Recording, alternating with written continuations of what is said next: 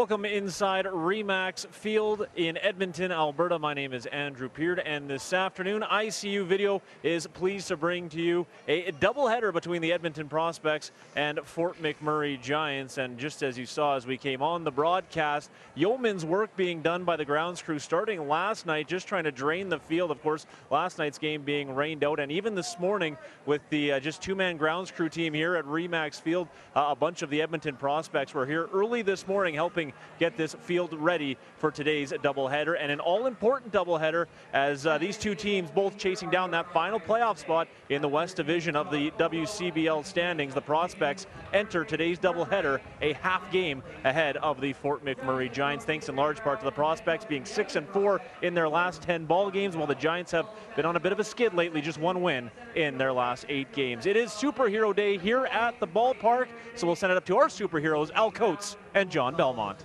All right, thank you very much, Andrew. Good afternoon, everybody. Weather hopefully will not be an issue today, as it has been the entire summer of 2019.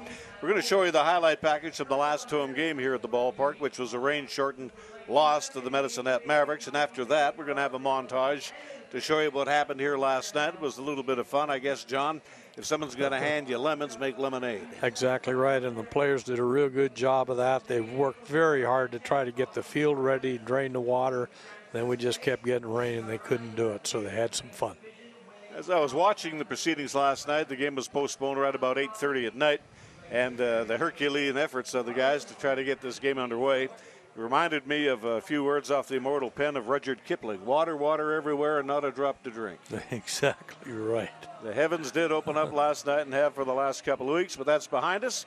Going to be a busy fortnight for the ball club. Not even that. There's going to be 11 ball games played in 8 days, including this one that's going to get underway in about 10 minutes' time, the first end of a Sunday afternoon twin bill. The Fort McMurray Giants in town to play the Edmonton Prospects. So let's take a look at the highlight package from last week's play.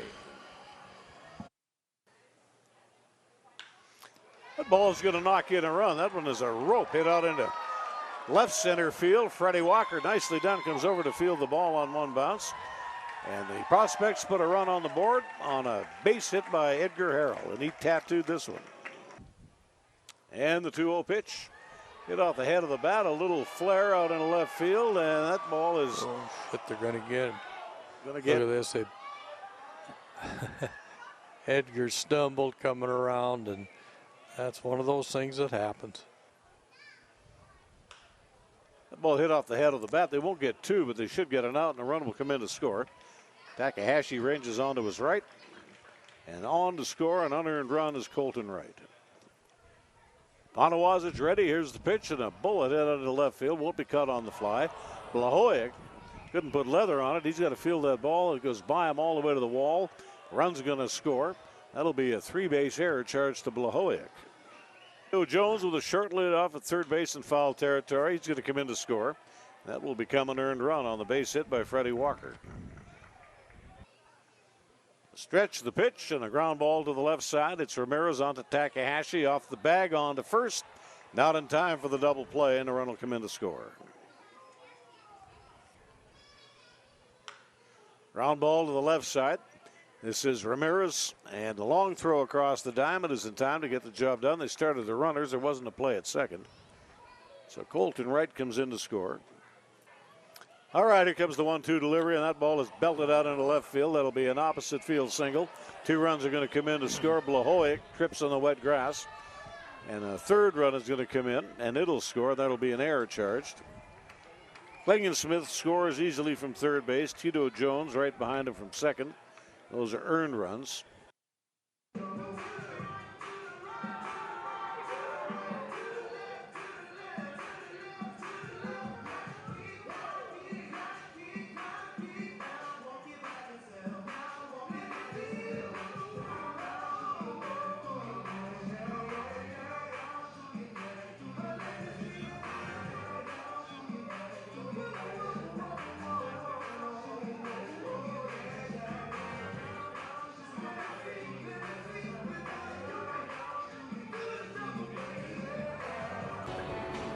Joined now by Edmonton Prospects manager Jordan Blundell. And Jordan, we'll start with this. We've talked about it a lot on the broadcast this year, just due in fact to the rain, but what can you say about the field conditions today and the work the grounds crew does here at RE/MAX Field? Yeah, we love our grounds crew. Those guys work really hard for us.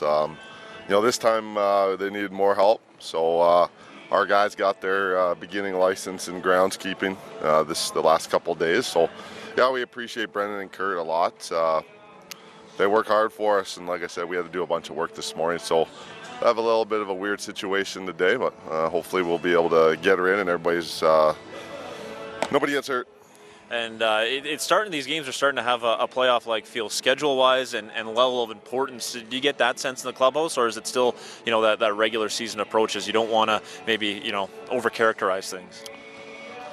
Yeah, I think the guys are ready to go. I don't feel like there's any tension or anything in the clubhouse. It's the same game that you play every day. Hopefully they take it as such. We need a good outing on the mound. Hunter's going tonight. He's been awesome for us all summer. So hopefully that'll set the tone, and then the offense can chip a couple runs in, and we do our thing. They're big games. There's no doubt about that. But, I don't think we've put any more pressure on the guys. I think they're ready just to play the game.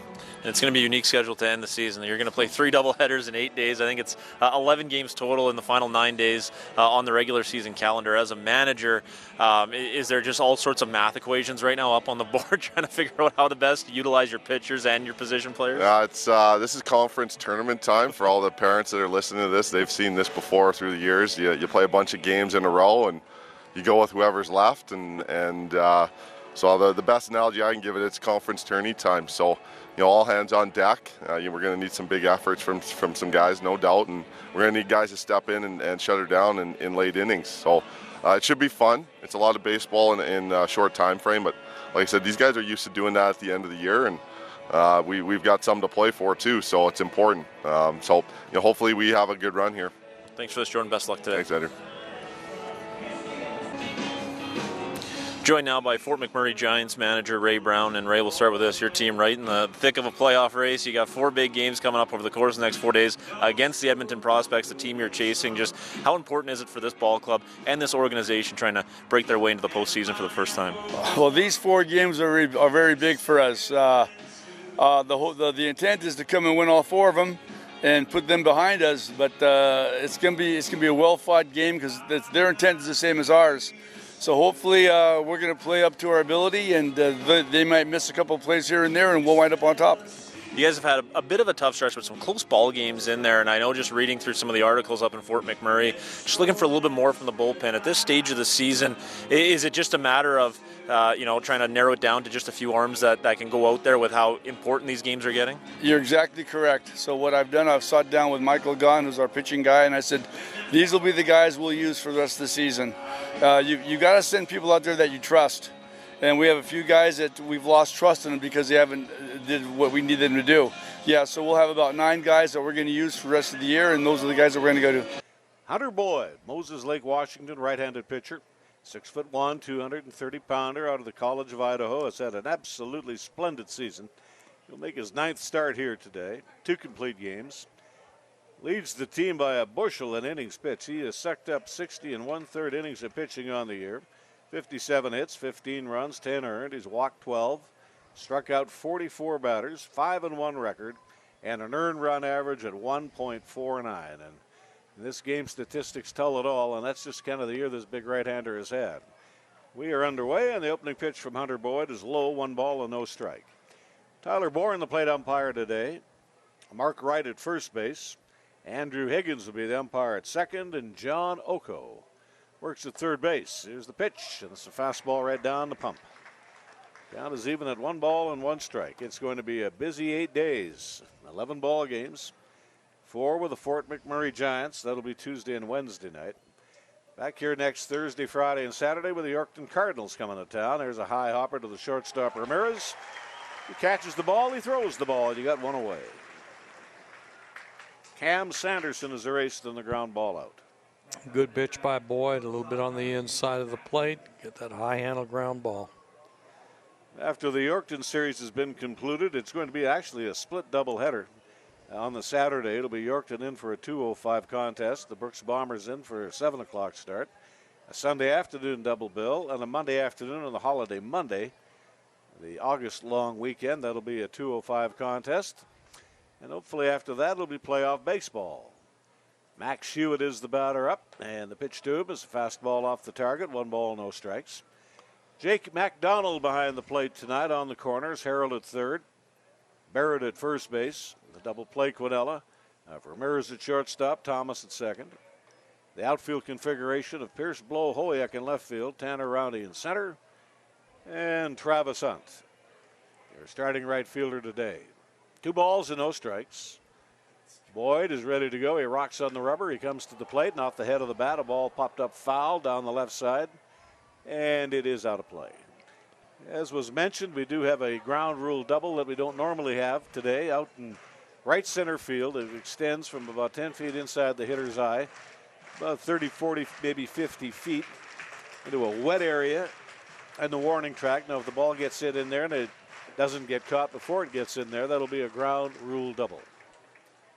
1 gone, and the base is empty. The windup and the 2-1 pitch, and there's a line drive base hit back up the middle. The batter was Max Hewitt, and he is aboard on that 2-1 pitch. It was a strike, and he nailed it. Got the bat around well, hit it right where it was pitched, right down the middle, right into center field. Brady Wood, the DH, he's a .269 batter. Scores from last night's play, and they had some dillies, I'll tell you what. Okotoks with a 10-2 victory over the Lethbridge Bulls. There's the pickoff throw. Medicine Hat, I don't know how many runs they've scored in this weekend series with Melville. They got 21 on Friday night, another 16 last night. Melville must have been throwing the ball underhand. 16-2 final. The Brooks Bombers did just that on the Yorkton Cardinals, 16-3. Regina 4, Weyburn 1. And the Swifts Current Ball Club, the 57s, with a 7-6 victory in their ball game against the Moose Jaw Miller Express. I can say this about the Western Canada League, and the big leagues will say it too. There's just not enough good pitching to go around. Oh, it's hard to find good pitching, and you know each team has a couple of good pitchers, but you lose depth fairly quick. Well, the set position, the pitch is a fastball. That'll miss the target high. We go to 1 ball and 1 strike. Both the ball games today in the doubleheader, because they're back-to-back ball games, not a split doubleheader, and they will be a 7-inning ball game.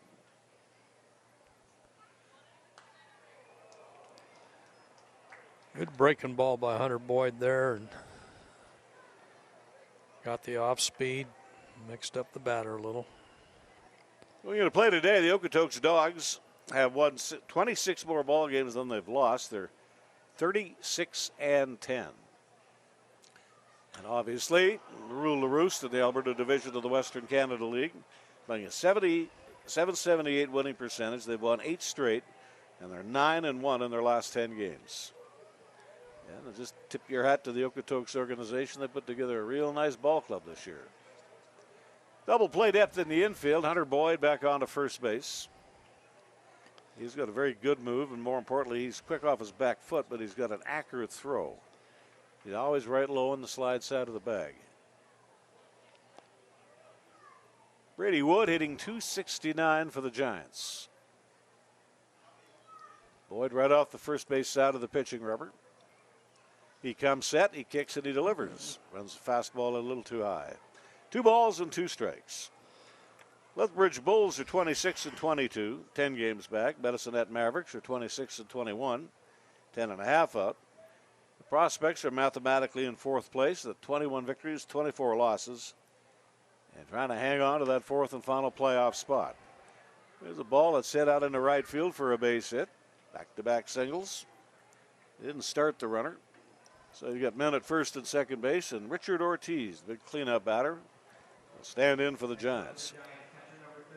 Fort McMurray is hit kind of a cool spot. They're 3-7 in their last 10. 21-25 the record. A half game back of the Prospects for 4th spot. And the Brooks Bombers at 13-32. They've won 2 straight games. 13 wins, 32 losses on the year. Boyd is ready. Here's the pitch. Fastball on the outside corner, bring it around to strike 1. Regina Red Sox at 32-13, a 2.5 game lead on the Swift Current 57s at 31 and 18. 2.5 back Swift Current. Weyburn Beavers have fallen now to 4.5 games off the pace after a real good start on the year. And for the first time this afternoon, Hunter Boyd throws that big looping curveball. It's swung on and it's missed. Weyburn at 26-17, 4.5 out. Moose Jaw holds down the fourth and final playoff spot at 23-22. 8 1/2 games back. We saw that club in here for a 3-game series, and if they can find a way to connect the starters to the back end of their bullpen, they'll be in pretty good shape. They got some really good arms late in the ball game. There's a pitch on the inner half of the plate. Hit the bat below the barrel, but it's fisted out into left field for a single. Next up for the Giants, first baseman, number 19, Tanner Hess. This is kind of new territory for Hunter Boyd. He normally glides through the first few innings.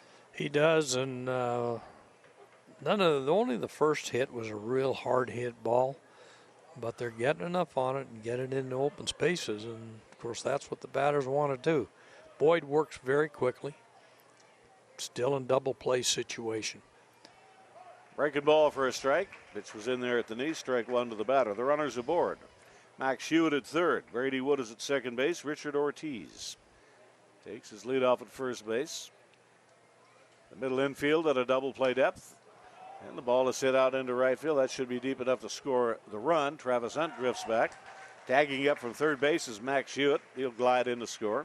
The men at first and second will freeze on the play, and it's a 1-0 ball game.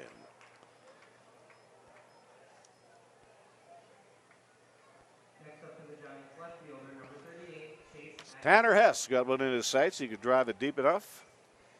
He'll get a run batted in and no time at bat, and the batter up will be Chase Atkinson, the left fielder. 3-13 batter. Jake McDonald out talking to Hunter Boyd, and just have to get the batter now.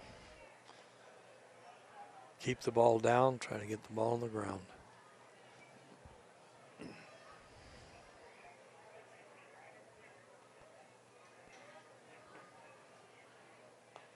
Pitch is down and away. That's the breaking ball. 1 ball and no strikes to the batter, Atkinson. A 3-13 hitter in the Fort McMurray order.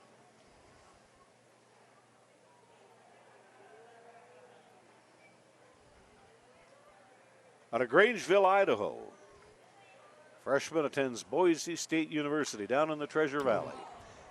And the ball is belted out into left center field. That's going to play at least 1 run. It'll be a 2-0 Giants lead. Here's the throw to third. It's a little up the road and not in time. And the scorer is Brady Wood. Richard Ortiz legs at 180 feet of base track. Atkinson will get a run scoring single. He advances to second on the throw to third. 4 hits have been parlayed into 2 earned runs here for the Giants. And Payton Chrisman, the right fielder, will be the batter.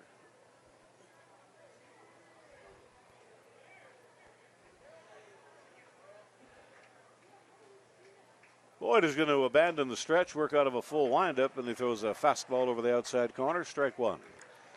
As always is the case on Sundays, it's kind of a slow arriving crowd, even more so when it's a doubleheader day. But we'll have a crowd, I would say at least 3,000 in the ballpark here today. Hard hit ground ball.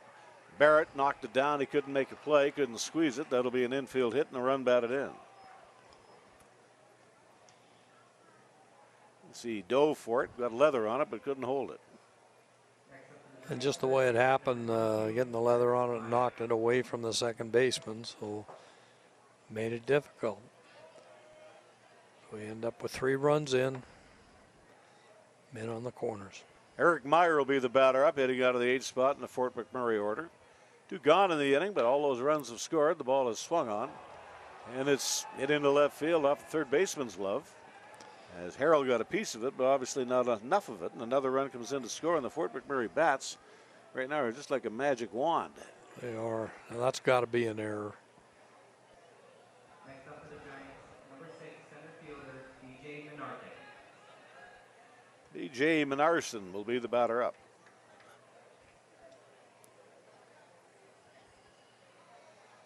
Error to the third baseman, Harrell. With 2 out, no run batted in. But it's a 4-0 ball game. A bouncing ball to Harrell. He comes up with it, gets the force at third. That will retire the side, but a little bit of damage done as the Fort McMurray Giants bat around here in the top half of the first inning, the opening end of our Sunday afternoon twin bill on ICU Video.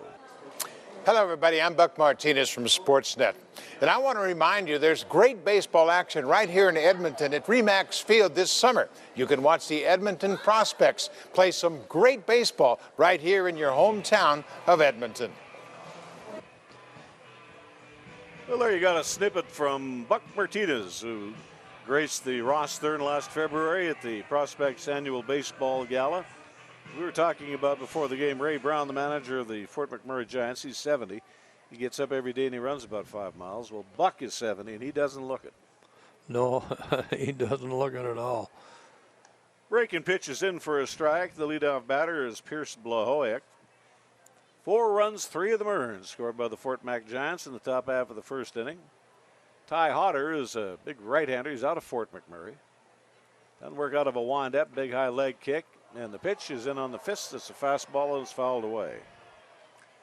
6'6", 245-pounder, a senior out of Thompson Rivers University. He could burden diesel and carry a 5th wheel. He is a big ball player. This will be his 13th appearance and his 6th start. 1 complete game, 36 innings, 44 hits, 25 runs, 24 earned, 10 walks, 19 strikeouts, good earned run average of 6. Here's a kick in the 0-2 pitch. Turns it over nicely. That's a breaking ball. Vapor locked the batter, and you got 1 away. He had 2 hard ones, and now it's a breaking pitch. A really good ball right on the outside corner. Can't do it better than that.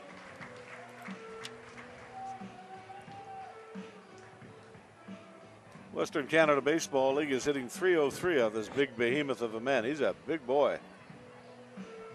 Kind of the right-handed version of a David Wells.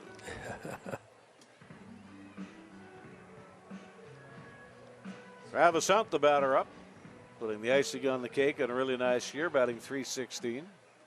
Going to go fully back on the middle infield, about midway on the corners. The outfield is straight away, and the sun is shining. Fastball right down the pump, strike 1. Richard Ortiz behind the plate. Meyer at third, Hess at first, Hugh at the shortstop, Sanderson at second base. Atkinson in left field. Menarson is the center fielder. Crispin today will play out in right.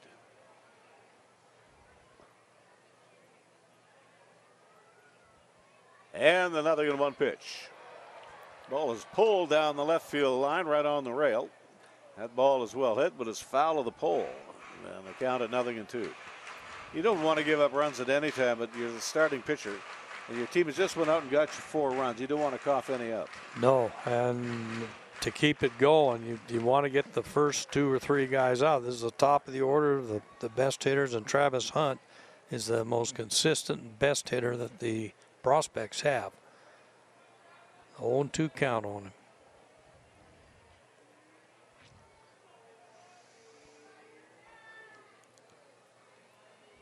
Otter didn't like what he saw. The right-hander steps off the pitching slab. Travis Hunt is the batter. And the red-hot bat of Javier Ramirez is on deck. He has brought his batting average up 40 points in the last couple of weeks. And because of that, he's now batting in the 3-hole as opposed to the 7th spot. Amazing what happens when you bring your batting average up. You end up a little higher in the batting order.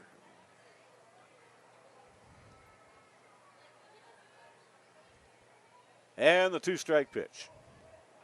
Through a breaking ball, he just ran it about the width of the baseball off the outside block. Toronto Blue Jays today had it well in hand in the middle innings. They had an 8-1 lead on the Tampa Bay Devil Rays. They're in Sanchez pitching. It's a little too late for the Blue Jays, but they could knock a team that's a little bit higher than them a little bit further back. The Devil Rays, I think, are running out of gas. Here's a ball that's popped up on the infield. Halfway between the mound and third base, and there to grab it is Meyer. You've got 2 away.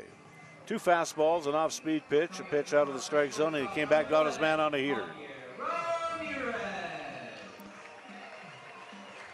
Abbey hitting .306. And he is the batter up for the Prospects. The other games in the league today, Okotoks at Lethbridge, Melville's in Medicine Hat, Brooks is in Yorkton. The Miller Express are in Weyburn today, and the Regina Red Sox Move a couple of miles down the Trans-Canada Highway, couple-hour drive into Swift Current. Here's the pitch and a hard bouncing ball to the left side of the diamond. Hewitt, the shortstop, grabs it and throws it. That'll do it. 3 up, 3 down. Bottom half of the first inning with zeros over. 1 inning down, a 4-0 Fort McMurray lead. Sunday afternoon baseball on ICU video. 1 fielding error by Harrell at third. And 2 men left on base. So that is obviously the poorest first inning of the year for Hunter Boyd.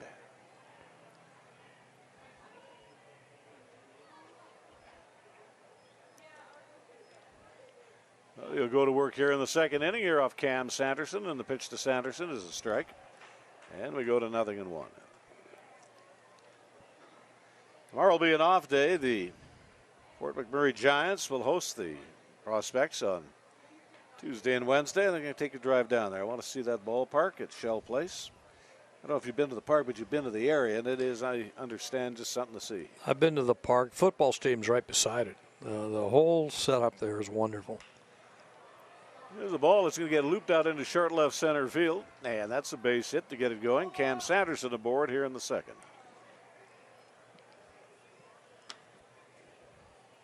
Little Texas League single up the middle. And Max Hewitt is the batter. Now, this is the thing we were talking about in the first inning. It's not that they're hitting the ball real hard, but they're making good bat contact. They're getting these Texas leaguers, and as you said in the first inning, they got a couple of good hard ones. And that's why they've got a 4-run lead. Hewitt lined a bullet up the middle. He got a hung close on that line in the first inning, and he came around to score. Double play depth in the infield. Here's the pitch. And that is low. We go to 1 ball and no strike. Tyler Bourne today calls the balls and strikes. A 4-man crew for the opening end of the doubleheader. Mark Wright at first base. Andrew Higgins at second. And John Oko works at third. A ton of ball games coming up in the next 8 days. 11 games. A lot of this, of course, just the product of rainouts, including the ball game that didn't get played last night. Hunter Boyd fields the comebacker onto Ramirez at second. Crow hops off the bag and on to first base, 1-6-3. Real nice play by Boyd. Came off the mound a little bit to the first base side, and that's exactly where the hit went. And got it, turned it over very quickly. Brady Wood looped the ball out into right field and came around to score in the first inning. 2 away, and the base is empty here in the top of the second inning. Boyd back into his windup. Cranks that right arm over, kicks the left leg up, and the pitch is high and wide. 1 ball, no strike.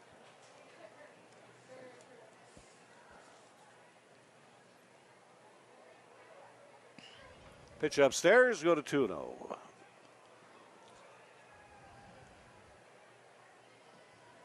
As we talked about earlier, Al, when you throw strikes, usually good things happen. Hasn't happened in the first inning for Hunter Boyd. And the start of this inning the same, but then again by throwing strikes, he ends up with a quick double play. There he humped up on the fastball a little bit too much, and it was high of the strike zone. He was back with a breaking ball that Jake McDonald didn't expect. He didn't catch it, doesn't matter. That's ball 4.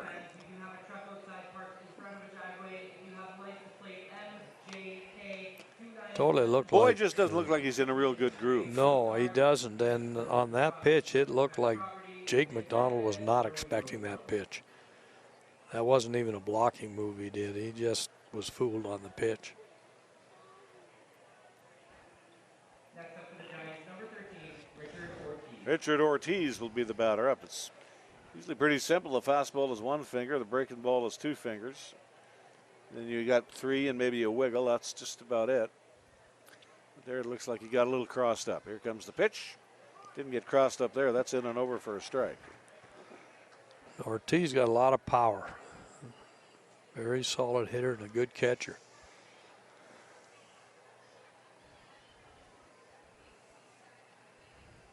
Batting .259 on the season. Squared a ball real nice his first time up and knocked a base hit into left field. Again, we have a ground rule double in effect today. If the ball is hit straight up the middle and just a little bit to the right, and it's in the roped off area, because that is a quagmire down there, you get 2 bases. don't like to do that, but you don't have any choice. That's a safety issue. You get in there, you can turn a knee and ankle. And the 1-1 pitch. Foul back upstairs, up in the neighborhood of the broadcast booth. An older gentleman catches the ball. And there you do. You're ahead of the game. You got a Western Canada Baseball League, Rawlings Baseball.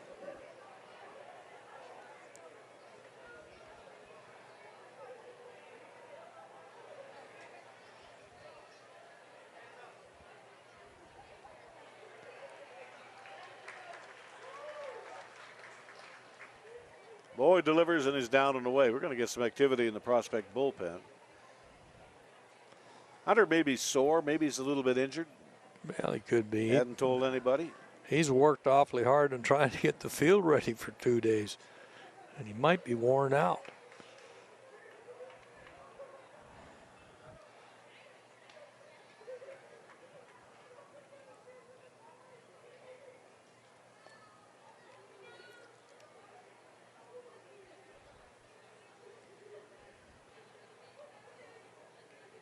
Lined up by Boyd. Here comes the pitch. Threw a fastball. Like it was a low pitch. That'll run the count full. Brady Wood will get out in the pedway. He'll be running with the pitch. This is the one thing we have not seen from Hunter Boyd this year is the number of balls that he's throwing. He's very good strike to ball ratio, and not today.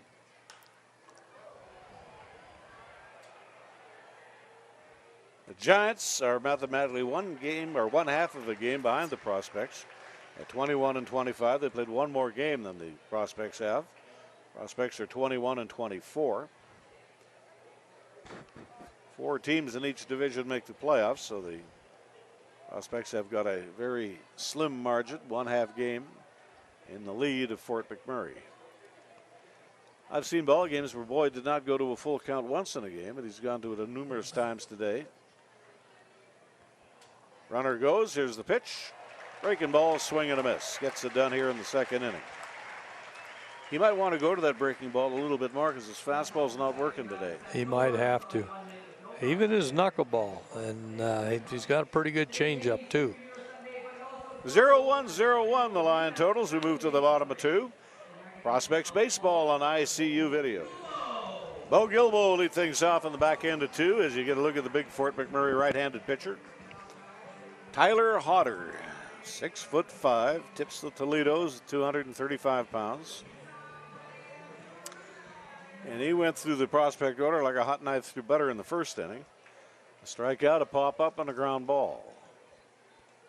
Here the pitcher kicks and delivers, and a fastball runs outside. 1 ball and no strikes. The middle 3 of the prospect order due up. Bo Gilbo, Edgar Harrell, and Grayson Barrett.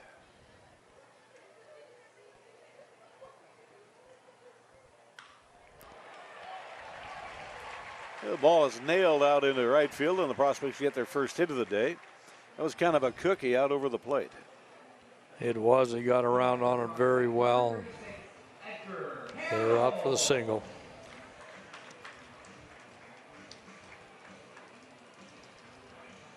Edgar Harrell hitting .283.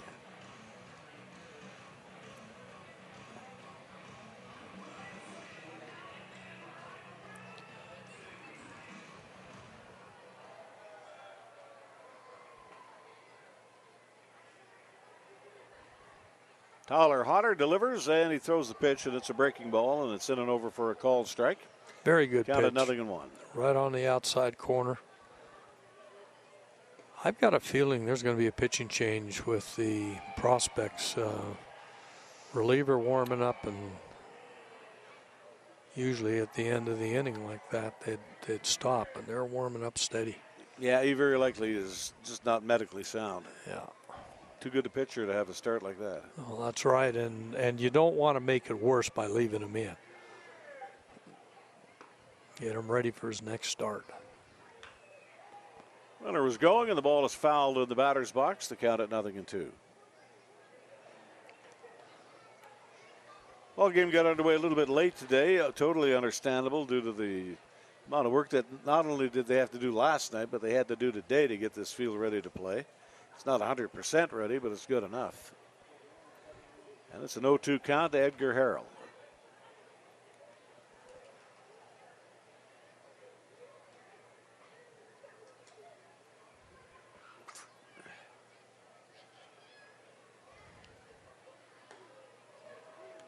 There's a fastball, and it's a called third strike. I think Harrell's going to get tossed out of the ball again. That's he just did. Yeah. The Prospects do not need, not with 11 ball games coming up in 8 days. That's a strike. It is. It's right on the outside corner. I don't know why he's complaining. So we will have some changes defensively when we go to the top of 3. And Jordan Blundell is going to be questioning the ejection of Edgar Harrell. Seemed to me that he got a pretty quick hook. It did. He must have said something that was very unpleasant to the umpire. That's the only thing I could think of that would get that quick hook.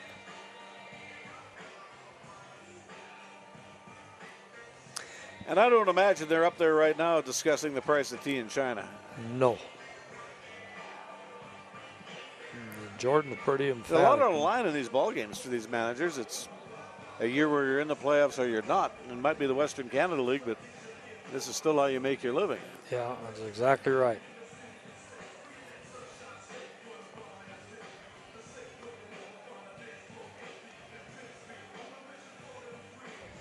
I remember one time we were finishing the year out in Des Moines, Iowa in the Pacific Coast League. And I'm used to the desert heat, but when you get into Des Moines in the Midwest and that Chicago heat, well, it's another story. Oh, that humidity. I remember we had a bad club, and I think the Iowa Cubs weren't much better. And our manager, shall remain nameless, told me I'm going to get tossed out right at the umpires meeting. I'm not sitting out in this seat in the last day of the season. So he did. He tried to do it, and the umpire just said, no, you're not going to be sitting in that air-conditioned clubhouse all day, and I'm out here. You just say whatever you want. You're staying in the game. Oh, that's funny. All right, Grayson Barrett is the batter, batting 156. He's done a really nice job. He's a pitcher, but you wouldn't know it by watching his play defensively. He's done some really nice work at first base. He certainly has. Plays the bag as well as anybody we've seen here. Double play depth in the infield. Here comes the pitch on the way. And that's down and away. Down to 2 balls and no strikes. Very likely Hunter Boyd is done for the day on the mound, and we'll have a new third baseman.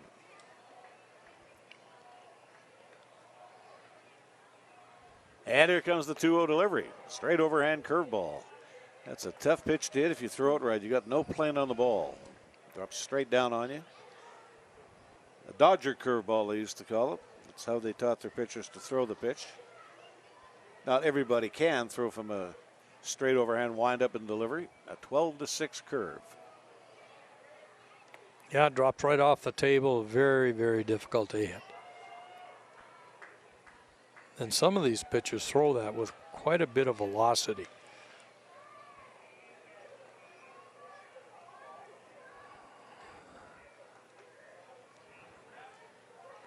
And here's the pitch from Tyler Hodder. Tries to throw a backdoor hook. He missed a little bit low. Falls behind a 3-1. Runner aboard, 1 away. Bottom half of the second inning, a 4-0 Fort McMurray lead. The thing the prospects want to do here is just get the ball in play and eat away at the lead. Don't try to do it all in an inning. They'll run the count full.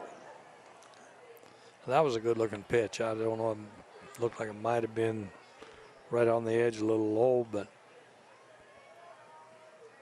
now you've got anything close, you've got to be swinging at. Ball hit off the head of the bat, and it's cued down to third base. Picked up by Meyer, on to Sanderson at second, and the relay to first won't get it done. But there's a ground ball out, and the fielder's choice. Next up, prospect number 38, Zach Thomas. Zach Thomas will be your batter. He is batting at a 188 clip on the year.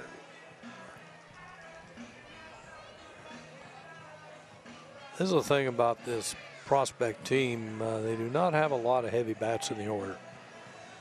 And it's been a problem for them all year. Have not hit a whole lot of home runs, and when they have, they've all been balls pulled by right-handed hitters over the wall in left field. Forget about up the middle. There's not anybody in the league who's going to hit the ball over that wall. 420 feet straight away. I'm not sure there's any ballpark in the major leagues that distance. 345 down the right field line, 325, or down the left field line, 345, 325, or 320 up the line and right.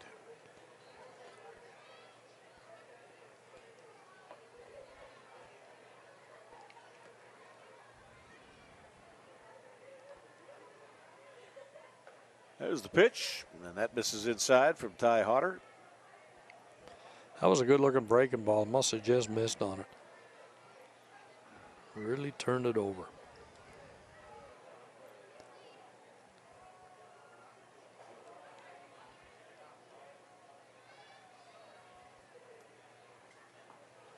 Came back with a slow curveball, and the count is now 2 balls and 1 strike.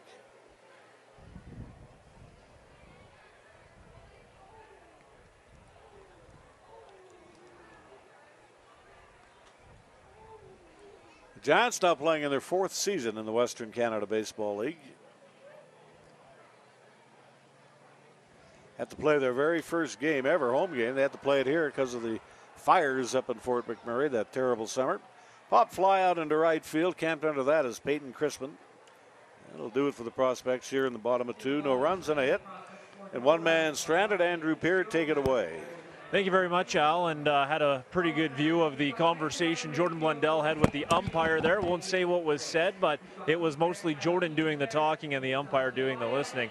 Anyways, for the prospects this week, they are going to be running the gauntlet for sure. They're going to close their season with 11 games in 9 days. That starts, of course, with today's doubleheader. Speaking of doubleheaders, next weekend, chock full of them, and an interesting on Saturday, Yorkton in the early game, and then Brooks in the later, and then on Sunday, and Edmonton will again play another doubleheader. And thing to keep in mind for fans who have tried to attend some of the games that were rained out this month, if you still have your ticket, you can bring it on down to the ballpark and get back in. One other note, pass along your way, former Edmonton prospect, second baseman, now turned pitcher in the senior AAA ranks, Tony Olson, with the Edmonton Cubs last night through the first no-hitter in Edmonton Cubs history, going 7 innings, striking out 16 batters. Guys, back up to you.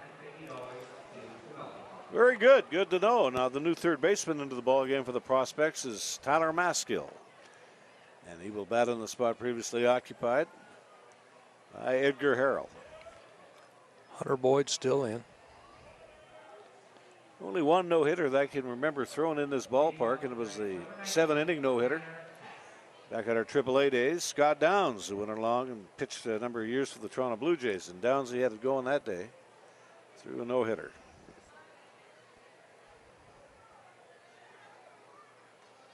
Tanner Hess up there, and the pitch from Hunter Boyd is inside, 1 ball and no strikes. So our speculation was not correct. He is back into this ball game and pitching.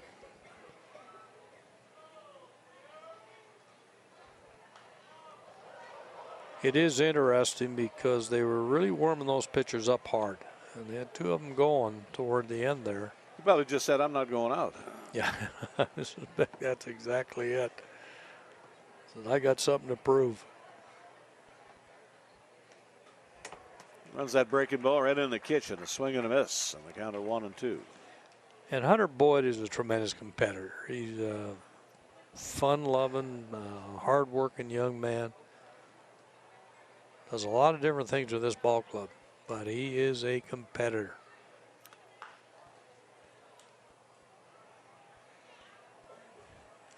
Yeah, again, I'll just relay the statistics this kid's got on the year. 9th start, 2 complete games. He's sucked up 60 1/3 innings of pitching on the year. And that is a lot of innings. That works out to about 7 2/3 innings pitched per start, not quite that. 57 hits, 15 runs, 10 earned, 12 walks, 44 strikeouts, 5-1 record, and a 1.49 earned run average. And the league batting .250 off of Hunter Boyd. Ground ball to the left side of the diamond. Tyler Maskel onto his left, gathers it in. Airmails it across the diamond, and you got one away. Chase Atkinson, a .313 hitter, going to stand in here in the top half of the third inning. First end of our Sunday afternoon twin bill. First doubleheader we've had here this season. But we're going to have a whole bunch more before it's done. Well, we've got the good weather for it. It turned out beautiful today. Sunny, nice breeze. Crowd will be having a lot of fun.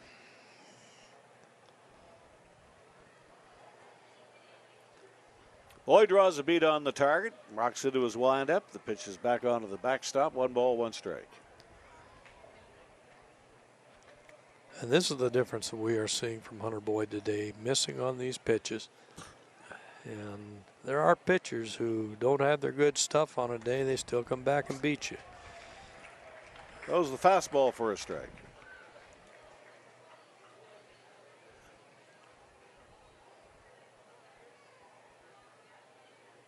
And the new third baseman in the ballgame is Tyler Maskel.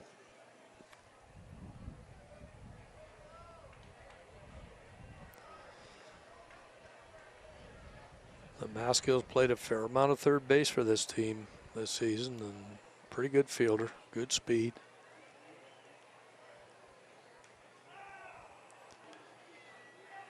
Elsewhere in the league today, the Okotoks Dogs are in Lethbridge. Belleville is at Medicine Hat. Berks Bombers are in Yorkton. Moose Jaws at Weyburn. And Regina is in Swift Current. Pitches a curveball, and he chased it in the dirt. Strikeout number 2 on the day for Hunter Boyd. Very good pitch. Next up for the Giants, number 27, Payton Chrisman. Payton Chrisman will be the batter up as you get a look at this beautiful afternoon here today in Edmonton with a little bit of overcast but not threatening sky. Temperature at game time right about 68 degrees Fahrenheit.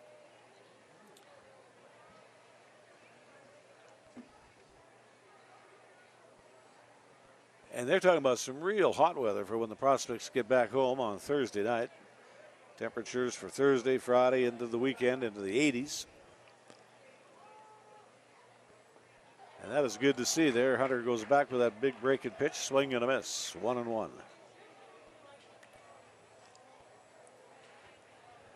Baseball is meant to be played in the heat. Hot and dry, hot and humid, doesn't matter as long as it's in the heat. And another curveball, strike 1 and 2.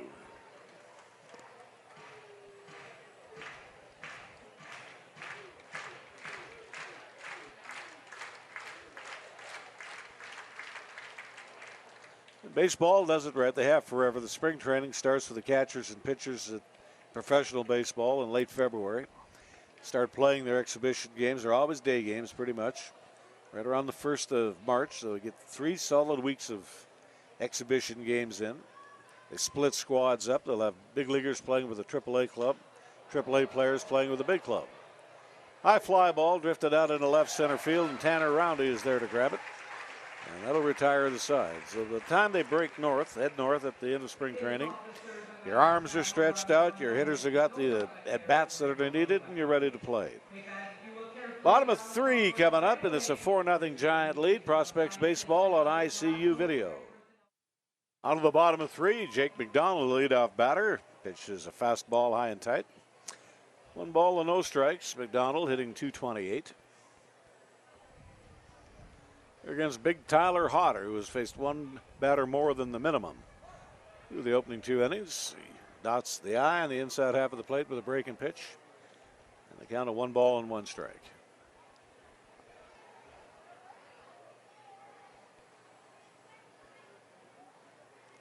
Fully back on the middle infield, about midway on the corners. The outfield is straight away. And a fastball misses upstairs.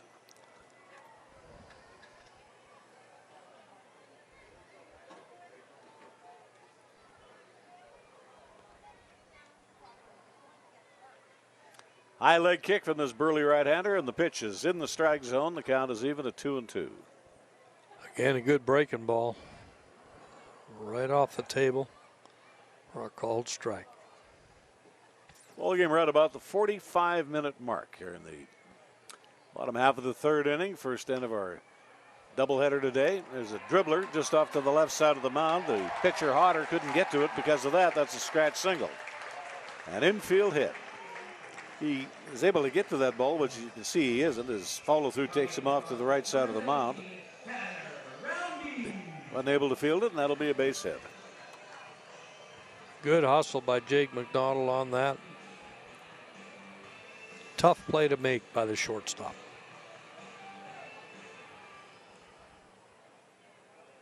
Tanner Roundy will be the batter up. He squares off, shows the bunt, and takes a called strike. It's 0-1.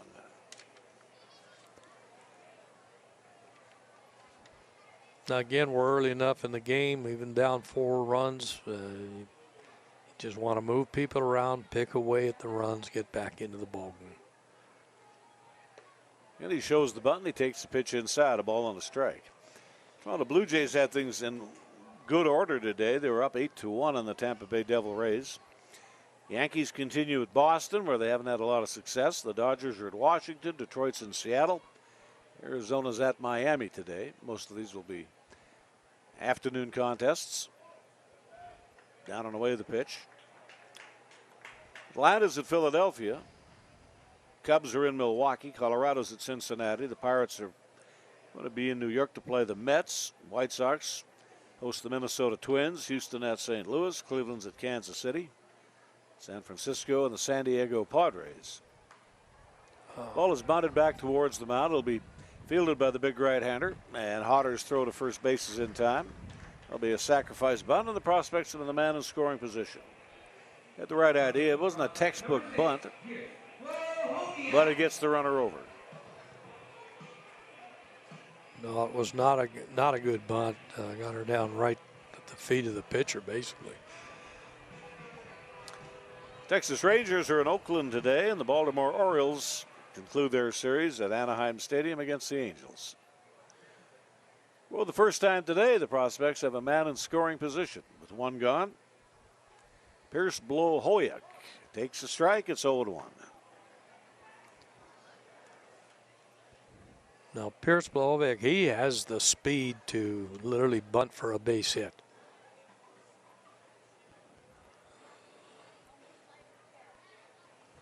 He struck out looking his first time along.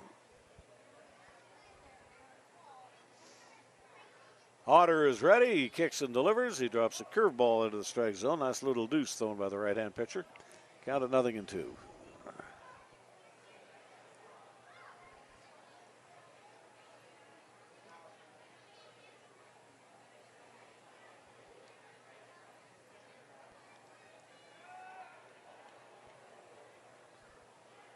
Hodder steps off, cocked his arm, bluffed to throw to second base. You do not have to complete a throw to second or third base, so if you think it's a block, it's not.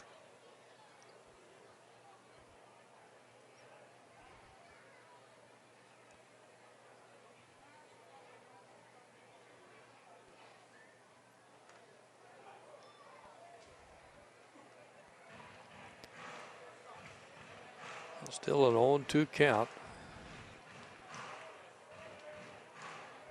Blohoyek, he would like to get a hit, even if it's on the ground, get it to the right side. Get the runner over.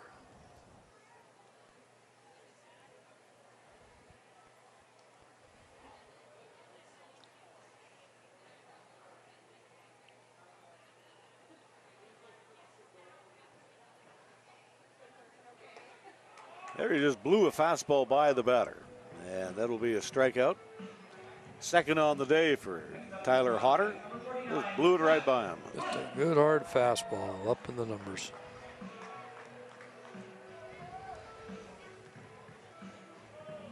New York Yankees with 66 wins, 37 losses. The commanding 8.5 game lead on Tampa Bay, 9 better than Boston. Blue Jays are 28 out.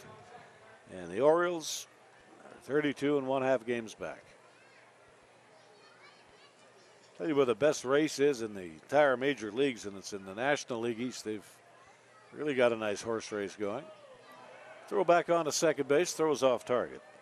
You got Atlanta with the lead, tied with Washington. Atlanta at 61 victories and 43 losses. Actually, I'll make that the Central Division. St. Louis Cardinals with a 1-game lead on the Chicago Cubs and a 2-game lead on the Milwaukee Brewers. That's a great race. All three of those are real solid baseball teams.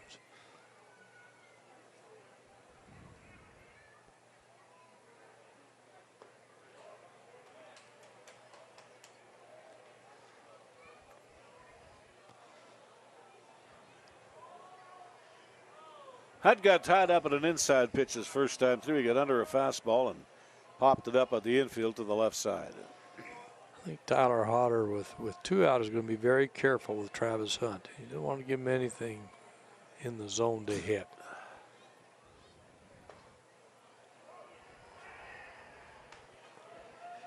Tried to get a single game in last night, and they tried their best. I'll tell you that. They didn't spit the bit. They worked hard at it, but every time they get the field remotely looking nice, it would rain. just would. There's not a thing you could do about it. Finally gave up the ghost about 8:30 last night.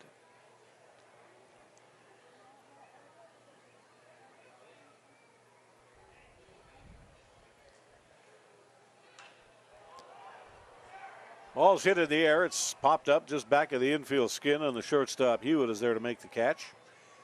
He's done a nice job pitching to Travis Hunt today. Got him on 2 pop-ups to the left side. No runs on 1 hit, no errors, and 1 man left on base. Opening end to the doubleheader, a 4-0 Giant lead as we head to the 4th on ICU video. There you see him, Hunter Boyd, making his 9th start of the year. He got 56 pitches through the opening 3 innings today, which is probably a little bit high for him. I'm not concerned about the number of pitches. He's got a rubber arm, but he's gone to a lot of deep counts today. However, over the 2nd and the 3rd innings, he's faced 1 batter more than the minimum and has not surrendered a run. Eric Meyer will lead the 4th inning off, reached base on an error. His opening time along, B.J. Minarson, the 8-9 batters, and at the top of the order it'll be Cam Sanderson here for the Giants. Boyd delivers, and a bouncing ball up the middle. Here's Ramirez in to make the scoop. Nice range to his left side. And the throw is right on the money. You got 1 away. Very nice play by Javier Ramirez on this. Played deep, got it right in on the edge of the outfield. It's a little crow hop and a throw to the bag. Nice throw. Good stretch by Barrett. And we'll go to B.J. Minarson. The Giants wearing their road uniforms today. Black top, orange trim, gray pants, black stirrup. And a strike, 0-1. That's a great old nickname in baseball, the Giants. Starts with the New York Giants over 100 years ago. And the pitch inside. They played in a place called the Polo Grounds, which was right across the Hudson River from Yankee Stadium. Yeah. It was the home of the Giants. For a while it was the home of the New York Titans. Later to become the New York Jets. The ball that's belted, he squared that one real nice, turned it around pretty good, but it's in foul territory. Long run over for Pierce Blahoyak. He probably ran half the length of a football field, but couldn't get there. No, once you get on that warning track, it's a little soupy.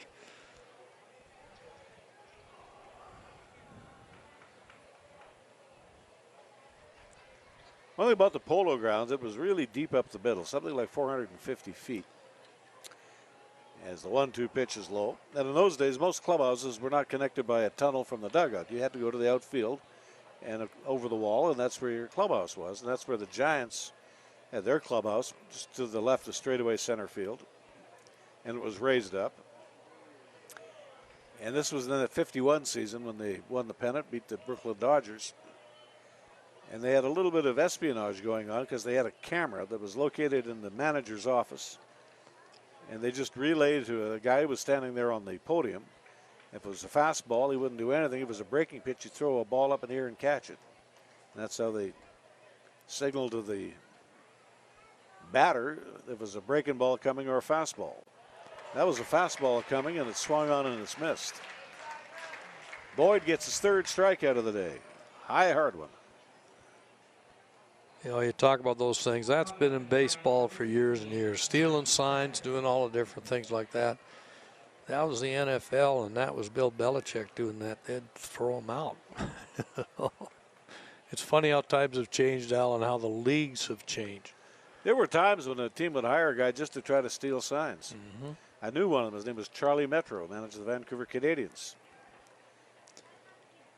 Whitlow Wyatt was another one. There's a curveball strike from Hunter Boyd, nothing in one. Well, some of these fellas had a real talent for it. They could do an excellent job of stealing signs, and a lot of these teams, a lot of the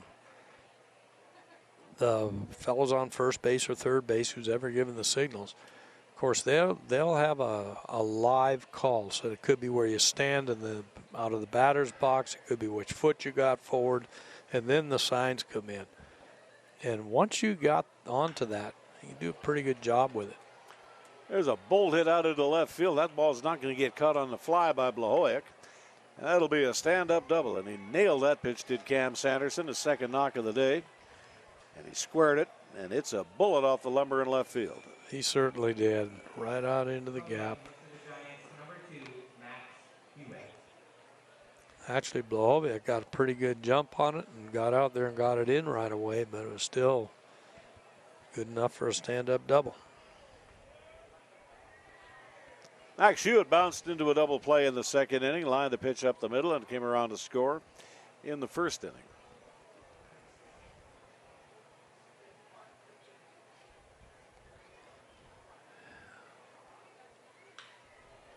There's a line drive to the right side, and Zach Thomas is there to flag it.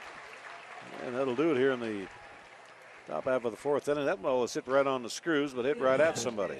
It sure was. 0-1, 0-1 the totals as we move to the bottom of 4-0 Giants on ICU video. Javier Ramirez will lead things off here in the last of the fourth. Ramirez, Bo Gilbo, and Tyler Maskel. Two right-handed batters and a left-handed stick here against Tyler Hodder. He's put up the zeros through the first three frames here today. Leads his man off with a fastball down the middle, strike one. Of course, we'll have both ends of the double bill here for you today from Remax Field. Following that, we'll have a dearth of telecasts coming your way late in the week and through the weekend. After today, the next telecast will be Thursday night, about 10 minutes to 7 o'clock against the Yorkton Cardinals. Yorkton's in here on Thursday night, Friday night. And a Saturday split doubleheader. They'll be on the diamond at 2:05 against the Prospects. And then it'll be the Brooks Bombers for the evening contest, a 7:05 ball game. 11 games in 8 days. Product of rainouts. Ramirez attempted to punt on the 0-1 count and bunted it foul, 0-2.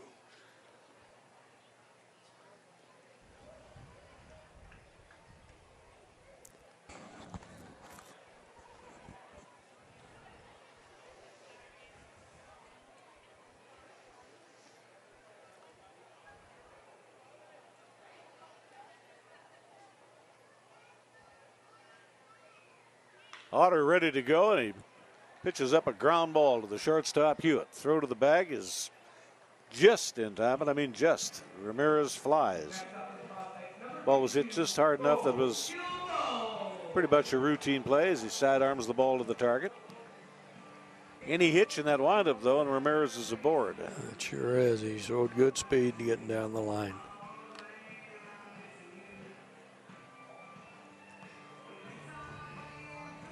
Bo Gilbo, the batter, hitting .231. Out of Carthage, Texas, out of Louisiana State University. He's brought his batting average up about 60 points as well. He got off to a pretty cool start, was hitting in the neighborhood of 160. He came in late and really seemed not to be able to get on track until about the last 2 weeks, I think, Al.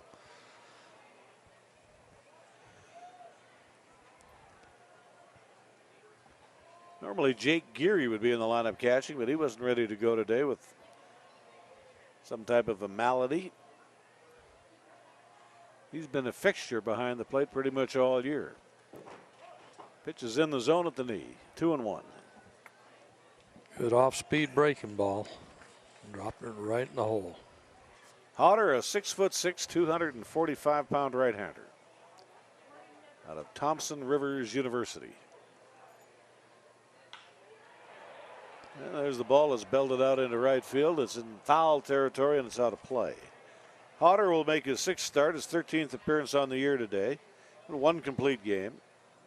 36 innings of pitching, 44 hits, 25 runs, 24 earned runs, 10 walks, 19 punch-outs. Earned run average is 6. The league's been batting .303 off Ty Hodder, but not today. Giving up 2 hits. The ball was hit reasonably well out into right field, and the other was an infield squibber.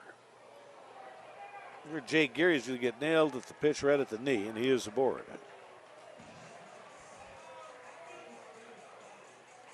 Coming up to the prospect, number 4, Tyler Maskel. Tyler Maskel is the batter.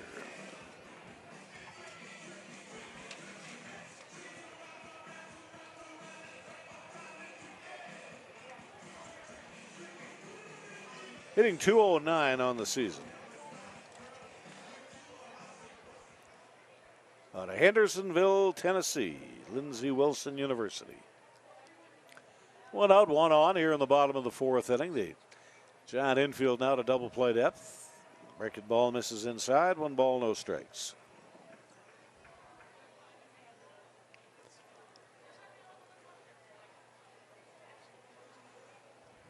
Now what the prospects need to do here is just, again, try to get something going, a couple of hits back to back. They've struggled with that in the last little while.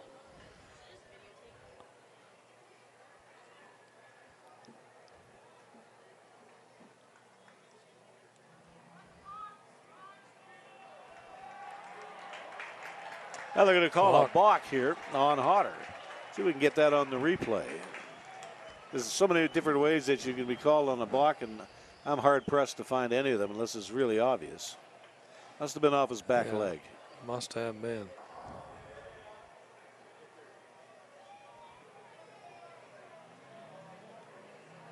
Here it comes. Let's have a look at it. Yeah, that's a balk. Yeah, absolutely. It is ball in the glove, and he moved it. And when you come up and you start to move the ball and glove together, you've got to commit yourself to the plate. The rule says you can hold a runner. That's not against the rules, but you can't deceive a runner. Not that that particularly deceived anybody, but by the definition of the rules, that's a balk. There's a strike down the middle. 1 and 2.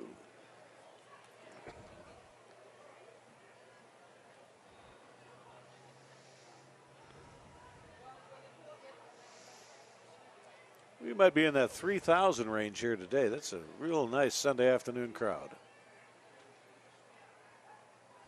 Hodder strides home. He runs the pitch inside and he misses high with it. That'll run the count full.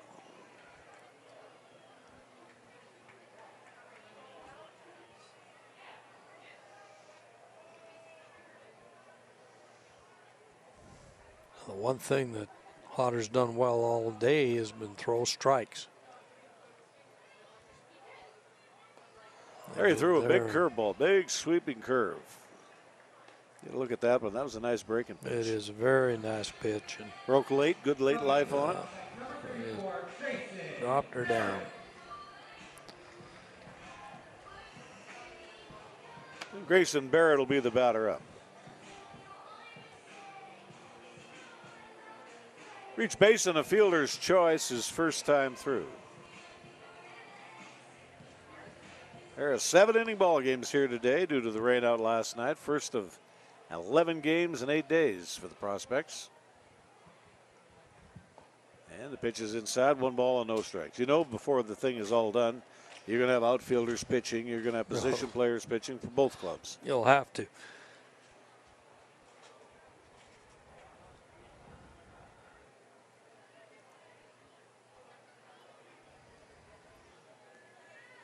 Wind up by Hodder, and the ball is put into play to the right side. That's a base hit. Bobbled here now by Payton Chrisman. Here's the throw. It's a good throw, but a little late, and a run will come in to score as Bo Gilbo crosses the plate. That's a good hit.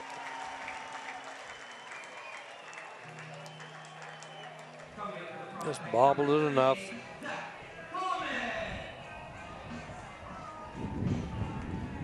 Run scoring single. I would give him credit with an RBI there. He did have a little bit of a misplay, but I think the run would have scored anyway.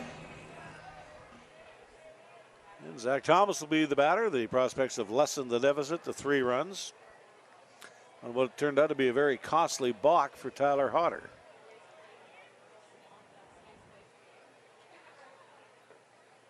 There he turned the ball over. Threw him a spinner, strike 1. Mixed up his breaking ball with his fastball very effectively today and changed speeds quite effectively.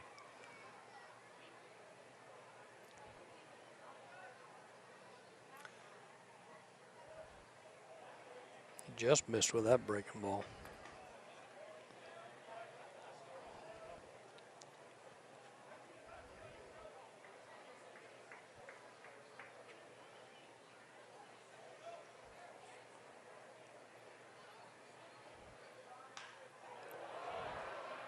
One pitch is hit high in the air out into right center field, drifting back, and he's pretty much camped under this.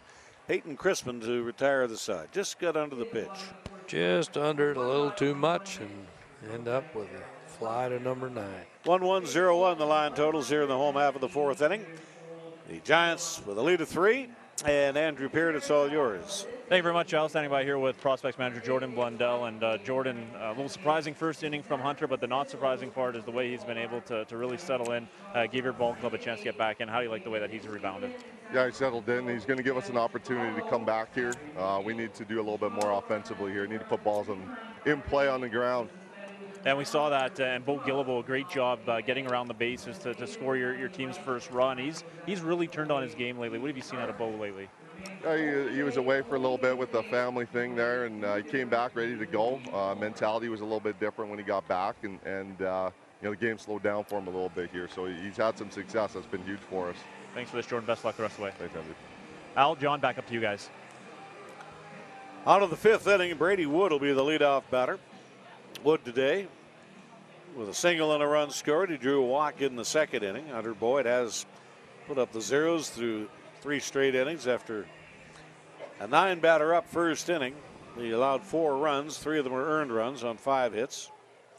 There was one, and it turned out to be a costly error because it cost the prospects an unearned run. And 2 men left on base.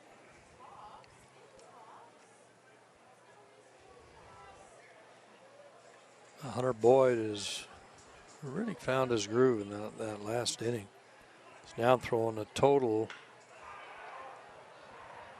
There's a bolt hit out into deep left field off the wall. That'll be a double to get things going here by Brady Wood. He squared that one up nice and nailed the double off the wall in left field. And he got Pitch it was up, out over the plate. Yeah, got it up the middle outside part of the plate and just pulled it really well. Up to that pitch, that's the 68th pitch that Hunter is throwing in this game. 46 of them for strikes.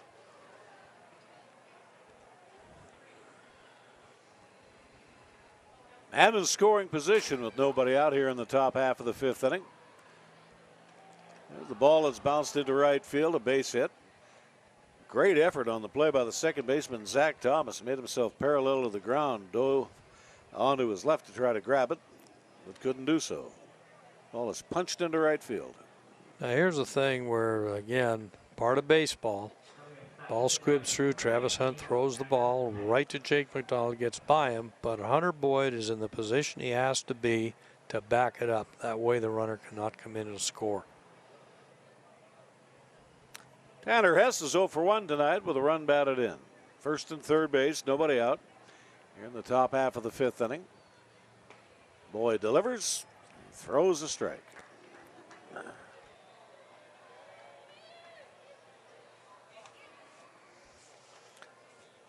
And they're playing a double play depth. And that's what they'll go for, allow the run to score.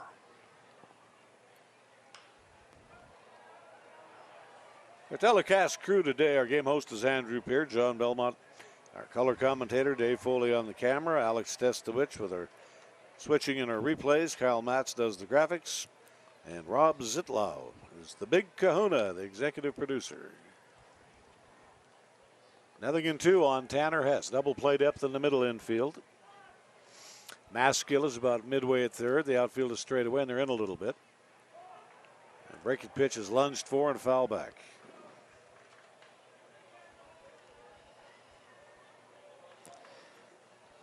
What Hunter would like to get here would be a strikeout and still have that double play set up. And then ground ball, you get the double play and no run scored.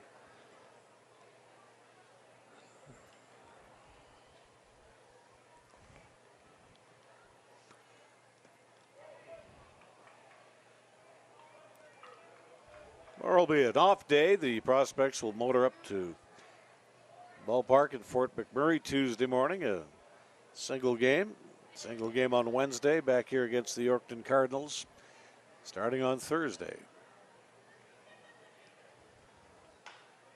Ground ball back up the middle, goes off the leg of Hunter Boyd, fielded by Ramirez, touches the bag, and his throw is offline, and a run will come in to score. 1-6 on the putout on the batter runner, Richard Ortiz at second base. Fielder's choice for Tanner Hess, and a run batted in. Hitting out for the Giants, number 38, Chase Atkinson. Chase Atkinson, the hitter. Back to a lead of 4. It's a 5-1 ball game.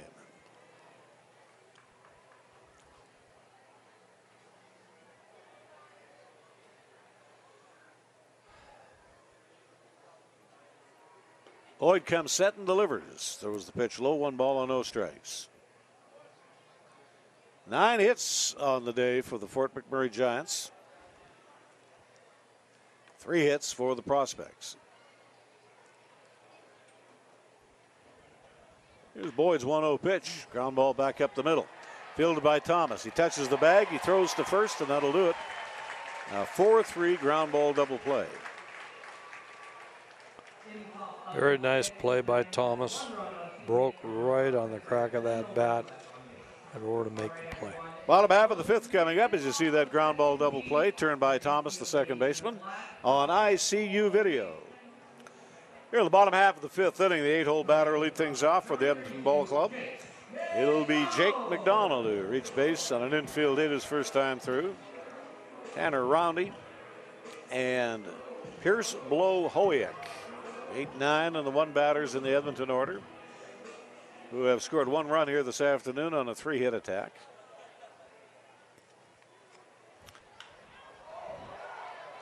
There he lifts a fly ball in left field, deep and down towards the rail. And Chase Atkinson makes the catch. He got 1 away. First pitch, got around on it, under it a little bit, and drove over to the edge of the warning track.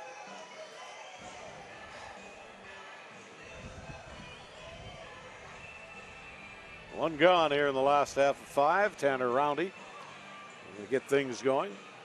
Roundy today dropped down a bunt, moved a runner over. Did that in the 3rd. Tyler Hodder delivers, and he throws the first pitch fastball for a strike. It's 0-1. Tanner Roundy has been struggling at the plate lately, and he started the season fairly well, but he's really had some problems lately. Curveball misses inside. Tyler Hodder today has mixed it up, fastballs, curveballs. Haven't seen any straight changes that I can recall, or a slider. But he's put the smoke rings up all but 1 inning here today. And he throws the pitch low, ball 2. His change seems to be just a little bit of an off-speed curveball, which is a very effective pitch for him.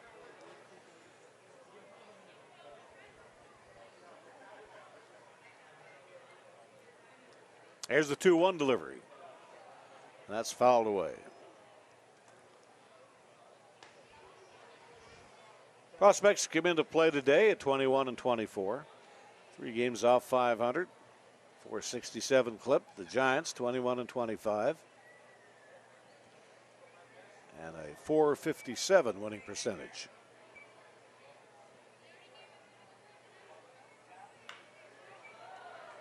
Ball's popped up into short left field. Drifting in. This is Chase Atkinson, and he's camped into that, 2 away. 2 fly balls to left No money field. in the air today for the hitters in the Edmonton Prospects Club. All not carrying.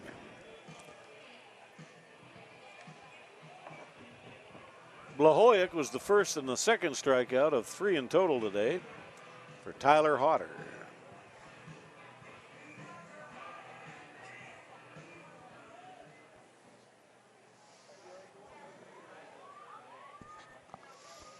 At the conclusion of the first game of the doubleheader, we'll have our usual wrap-up show. We'll have an on-field interview. We'll have a look at the totals, and then we'll take an intermission and be back with game 2. I would say probably somewhere in the neighborhood of about 5 o'clock.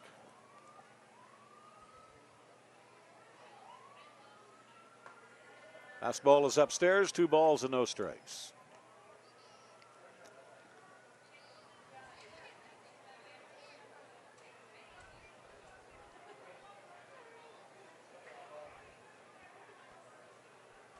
Hodder had a 3-up, 3-down first inning, a 4-batter second, a 4-batter third.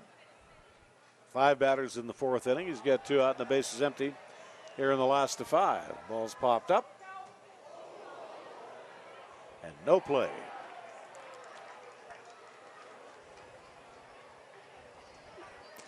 The reason why the catcher goes back and sits by the screen, and a lot of those high foul balls, they will come back. They've got a lot of backspin on them, and they will come all the way back into the field of play. That one did not quite make it.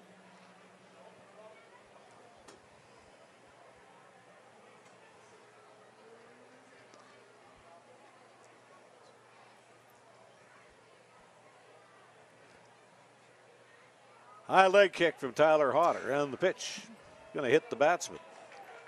As Blahoyek's going to wear one, and he draws 90 feet.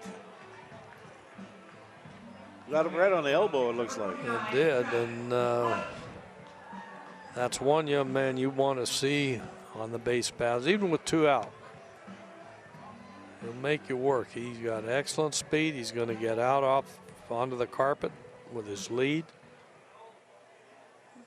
Sometimes he'll make a pitcher literally throw the ball badly on a pickoff attempt, and you get to second.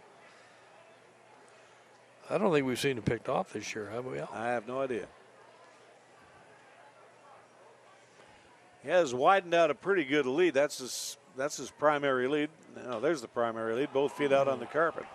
Doesn't much matter. The ball's popped up into left field. That's a routine fly ball here to Atkinson, and that will retire the side. 3 flies to the left fielder in this inning. No runs, no hits, no errors. 1 man left on base. 5 innings through, and a 5-1 Giant lead on ICU video. Payton Chrisman, the right fielder, leadoff batter here in the top of the 6th inning. And a fastball belt high and on the outside block for a strike. 0-1 to Chrisman. 1 for 2 afternoon for Chrisman. As you can see, he's a left-handed batter. He's going to run batted in. Little roller down here to Ramirez. He gathers it in and makes the toss. He got 1 away.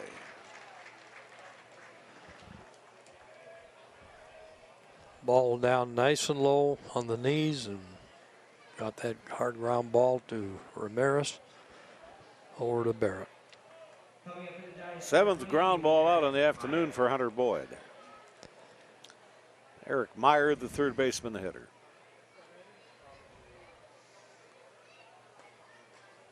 Breaking ball is in there on the middle in half of the plate for a strike. It's 0-1. 9 batters up in the first inning, and that has told the tale of this ball game. The first end of the double bill. 4 runs scored, 3 of them earned on a collection of 5 hits. Bouncing ball to third base. Maskel up with it onto his left. A little bit of a low throw. Barrett digs it out of the dirt. 2 ground ball outs. A little bit of hitching from Maskel on that and got the ball over in time. B.J. Menarson will be the batter. Menarson today is struck out swinging. 3 strikeouts on the day for Boyd. Menarson was the third. And hit into a force play his first time up. Pitch to him is going to miss inside. 1 ball and no strikes.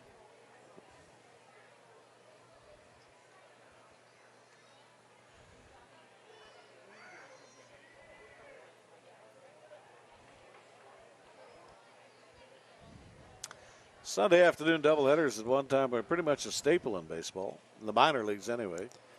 You'd play a Sunday afternoon doubleheader and you'd have the Monday off for travel. Ball is foul of the chalk up the third base side.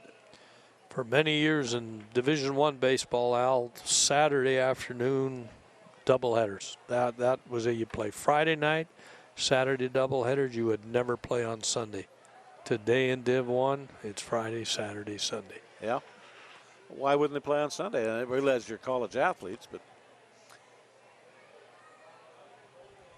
it would seem reasonable to me that would be your best shot at drawing a good crowd.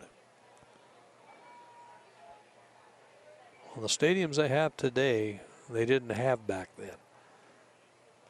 Breaking ball from Hunter Boyd, swung on, not held cleanly by McDonald, and the throw up the line will get it done. That'll be strikeout number 4 for Hunter Boyd, 2-3 on the putout. Here in the top half of the 6th inning. And this is Prospects Baseball on ICU Video. Here in the last of 6, Javier Ramirez will be the leadoff batter. Bo Gilbo, Tyler Maskel due up. There against Big Tyler Hodder. He's allowed 1 earned run through the opening 5 frames today. 6'6", 235 pounds. Frequently, or not frequently, but occasionally, a guy that size can get tied up a little bit with your arm action and what have you, but not this fellow. He's got a very fluid delivery. He sure does, right Big, over the top. muscular right-hander. Pretty good command of his pitches. Pretty good mound presence today. His team went out and got him some runs, and he has pitched accordingly. And the 1-1 pitch. Hit in the air, down the right rail in foul territory, and that ball is out of play. Done a nice job on the right-handed batters today because he spotted his fastball, throw a breaking ball away, come back and jam the batter. And that's the product of that. If it's a right-handed batter hitting the ball in the air into right field in foul territory, it means he was late on the swing. 1 ball, 2 strikes. And because of that, he's got a lot of pop-ups today. Pitched very well.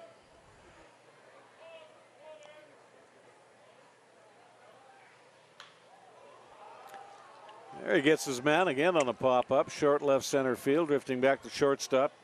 Hewitt, and he's there to put leather on it. 2 away, or 1 away.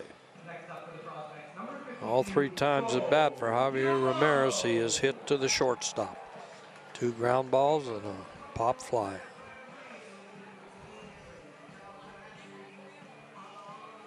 Bo Gilbo was kind of on a free ride in his last at bat. He got hit by a pitch, if you call that free. It hurt a little bit. Got it in the elbow. Went to second on a balk and came in to score the Prospects' lone run on a base hit to right field by Grayson Barrett. He swung at the first pitch and he's not happy with himself. He hits a high pop fly. That's a major league pop fly, way up there. And there's 2 away. Makes it easier on his pitcher with that for the pitcher because he's only now throwing 4 pitches. He's got 2 out. Number 4, Tyler Maskel. Tyler Maskel tonight has struck out twice, once looking, once swinging.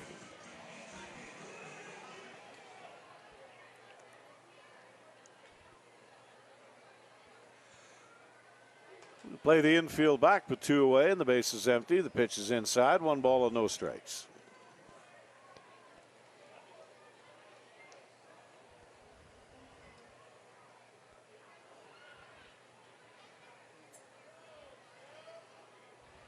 Taran Olton will pitch the nightcap for the Prospects.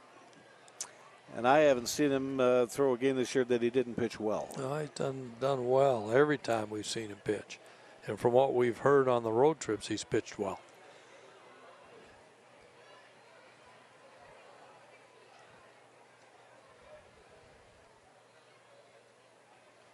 Here's the 1-1 delivery.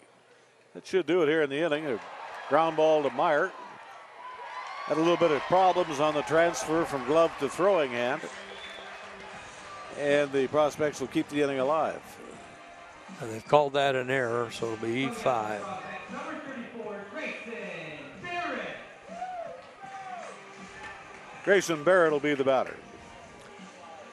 No doubt about it. That is a faux pas. That is an error to the third baseman, Meyer.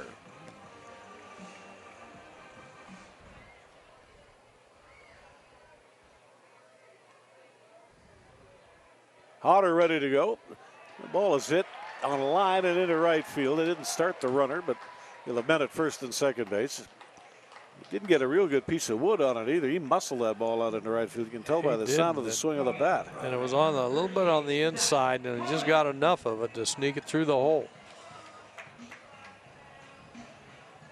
Zach Thomas is the batter.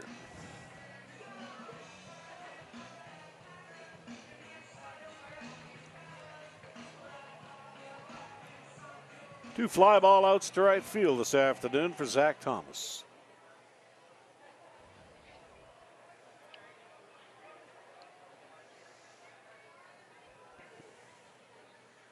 And big Tyler Hodder delivers. He throws the ball in the dirt. That'll be a wild pitch, and everybody moves up 90 feet.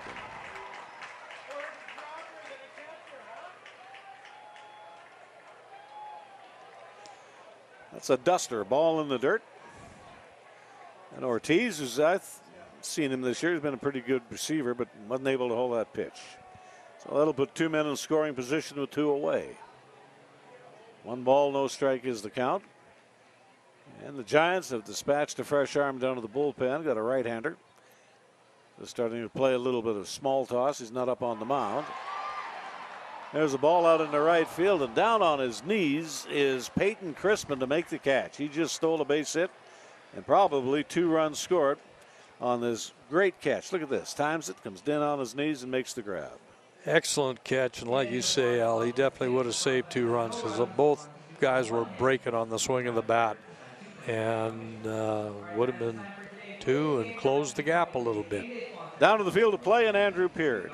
Thank you very much, Al. Standing by here with Prospects pitcher Trevor Berg. And Trevor, last few starts for you have been just tremendous. Just what have you just been feeling like up on the mound to lead to such success? Not much, just going out there, throwing strikes, locating my pitches, all 6 of them, and just trying to get guys out. Now, as far as we're probably going to see you up in Fort McMurray in the next coming days, and you guys are in just this brutal stretch to finish your season. Is it as much going up there and just trying to eat as many innings now as possible and try and save as many arms every time you take the bump? Not really, just trying to get guys out, let my guys behind me make plays, try to keep my pitch count low, try to save the bullpen, and just go out there and throw strikes. Taron Knowlton's going to pitch the second game today. Give us your scouting assessment of your teammate. He's going to go out there, throw strikes with every pitch, compete his butt off, and just get guys out. Perfect. Thanks for this, Trevor, and best of luck up in Fort Mac. Thank you. Guys, back up to you. All right, we'll move on to the 7th inning of play. Cam Sanderson, the second baseman. Max Hugh at the shortstop, and Brady Wood, the designated hitter. Up here against the young man that likes to finish what he starts, and that's Hunter Boyd. He had a tough first inning, probably the worst inning he's had all season long, but didn't spit the bed after that. He's gutted it out. Coughed up 1 run in the 5th inning, but other than that, he's put up the smoke rings. He has, and like you say, it's the competitor in him, Al. He just, in no way, he wanted to come out. They had the relievers warmed up, ready to go. He stayed in, he's pitched very well since then. Boyd is ready, and here's the first pitch. Big overhand curveball, swing and a miss. This is what he does well. Keep people off balance. Throw that big curve, come in with a good fastball. Obviously, the bigger the break, the slower the curve. And becomes an off-speed pitch. Count is at 1 ball and 1 strike to Sanderson on a 2-for-3 afternoon.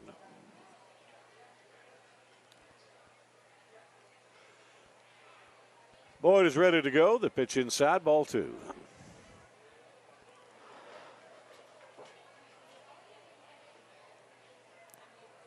Hunter right now, after 6 innings, is at an 86 pitch count.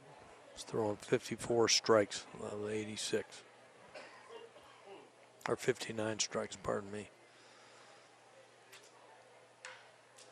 The ball is lifted into left center field. A line drive base hit. Good afternoon for Mr. Sanderson. He's 3 for 4 today.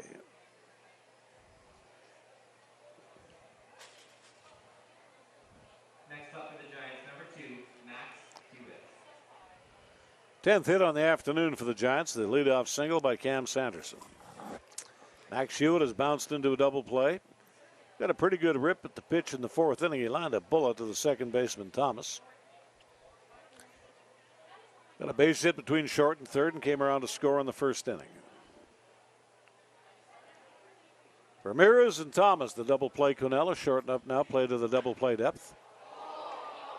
There's a ball that is roped out into right field over the head of the first baseman, Barrett. And you got men at first and third.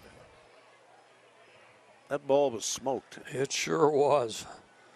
Right over the head of Barrett.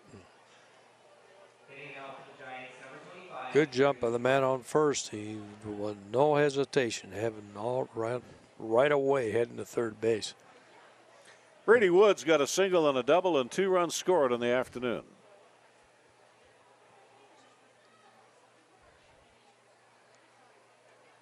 Strike one.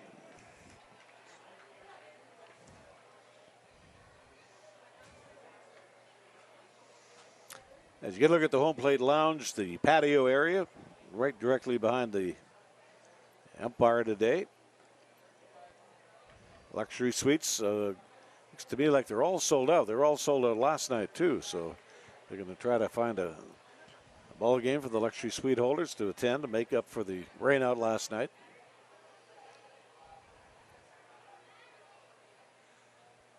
And the 1-1 pitch. Laid on the fastball and it's fouled off. Strike two. Again, we're in a situation with nobody out. Ground ball, they're going to go for the double play here. Let the run score. Playing at double play depth.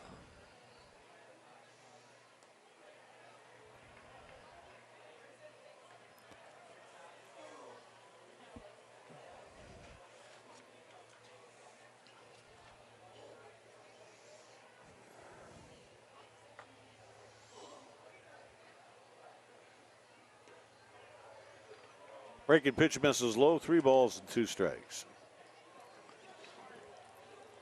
Teron Oldham will make his 9th start of the year in the nightcap of the doubleheader. 2 complete games, 53 innings of pitching, 58 hits, 25 runs, 20 earned runs. Left-hander that throws strikes. There's a ball that's hitting real good over out to left field. Hard run back by Blahovic. He can't get to it. That will produce 2 runs. Ramirez is the cutoff man. He double pumped on his throw to the plate. I don't think that really mattered, and 2 runs will come in to score on a 2-run double off the barrel of the bat of Brady Wood. I really think of Ramirez, you're looking at the replay, if he doesn't double clutch here, he gets him at home plate.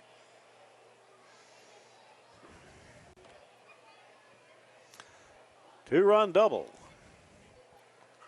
here for Wood, and the batter up. It's the big catcher, Richard Ortiz, on a 2-for-3 afternoon. Nobody out, man in scoring position. And they get a 7-1 lead here for the Giants. And nobody warming up No, in the they bullpen. forget about that. Yeah, they're just going to let Hunter finish it off and get on to the next game. At this point, as we talked about earlier, Al, they have to save arms coming in, going up north, and then for this next week. There's a ground ball by the second baseman, Zach Thomas. That'll put men at first and third base. Throw to the cutoff and held the runner up. With Travis Hunt's arm, he would have caught him at home plate.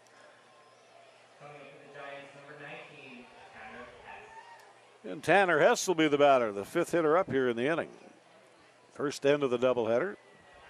The Giants can hold on to this 6-run lead. They'd leapfrog over the prospects. It'd be a half game ahead of them in the battle for the 4th and last playoff spot in the Alberta Division of the Western Canada Baseball League.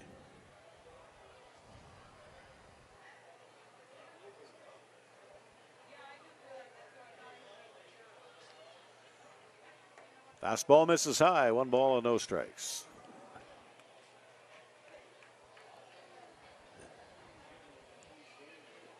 The starter in the second game, Olton, is probably the best fielding pitcher on the club. Ball hit on the ground around the mound, he's going to get it.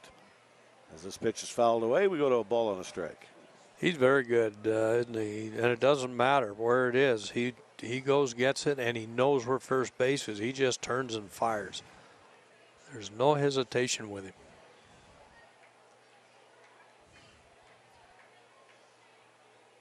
Hess works about midway in the box with his front foot open, takes a rip at a curveball. Strike two.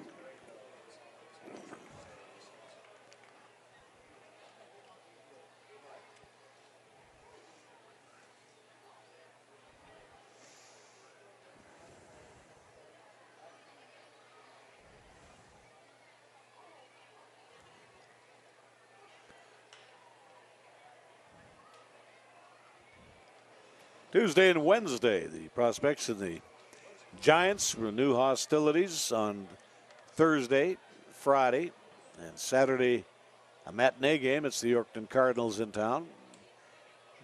Saturday night, it'll be the Brooks Bombers, a Sunday afternoon split doubleheader. 2 9-inning games at 2 and 7 o'clock. And on the holiday Monday, a matinee contest at 1:05 or 2:05. Ball's popped up on the infield. And there to grab it, the first baseman, Barrett, one away. Had it been runners at first and second base, it would have been an infield fly with runners on the corners. That play does not come in. Barrett called everybody off. He had the best angle on it, made the play. And again, we're in a double play situation with a man on first.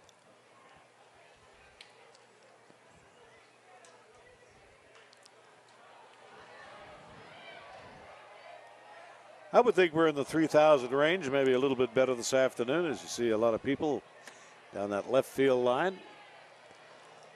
And I would think we'll get more coming in for the second game, Al. I would imagine that most of these people will stay for the doubleheader, and we'll get a few more coming in for the second game.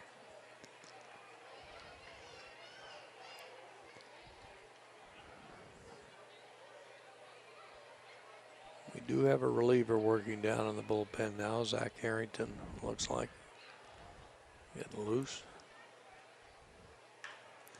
There's a bouncing ball to Ramirez in the shortstop's hole, and his feed to Thomas is wide of the target. Well, they might as well get it out of the system in the first game of the doubleheader. There'll be an error charge to Ramirez. But again, we've seen this more than once with Javier. Sometimes he doesn't set himself, and you get a bad throw like that. He could have had the force. Might not have got the double, but he would have had the force. Payton Chrisman will be the batter up. You've got men at second and third base now. That's a two-base error.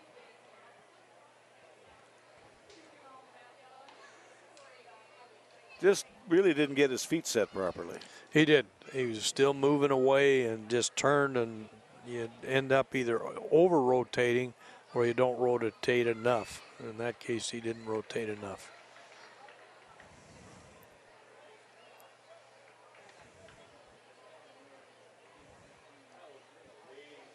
(8-1) is the score. 8 runs on 14 hits. Pitch is swung on and fouled to the backstop.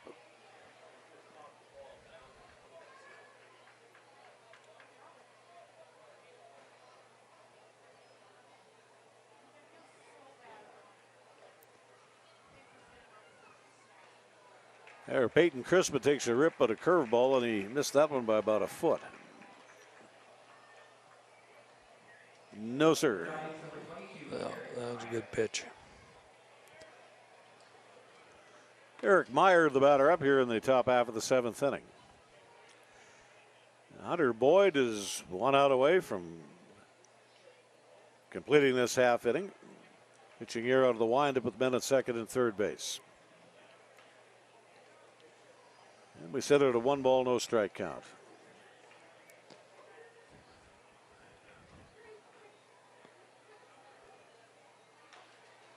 Should any runs come in to score here now, they will be unearned runs. 3 runs have scored, 2 of them earned.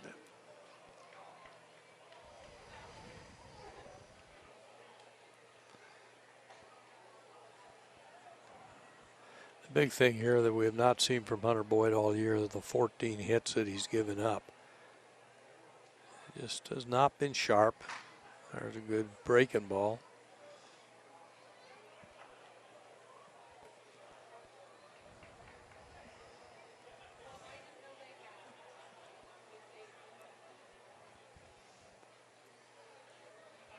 Ball game is at the 1 hour and 51-minute mark here in the top of the 7th inning. Boyd with a fastball fouled away.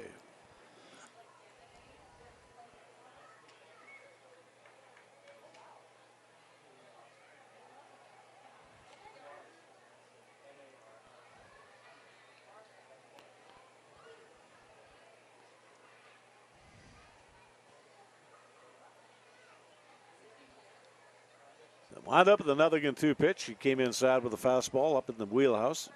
Tied his batter up. Now we're in the 7th inning, and Hunter Boyd is well over 100 pitches already.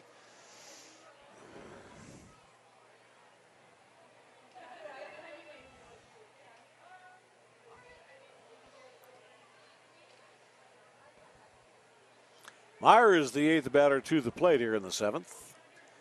And he awaits the 0-2 pitch. Checks his swing, appealed to first base. No swing, go to 1 ball, 2 strikes. Didn't appear from up here like he went around on it. No, I didn't. But you gotta ask for that. Try everything you can at this point.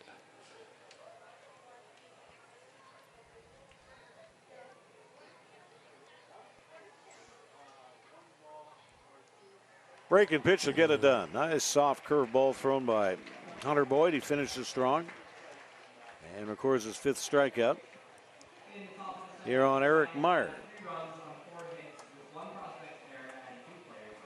3 runs, 4 hits, 1 error, and 2 men left on base.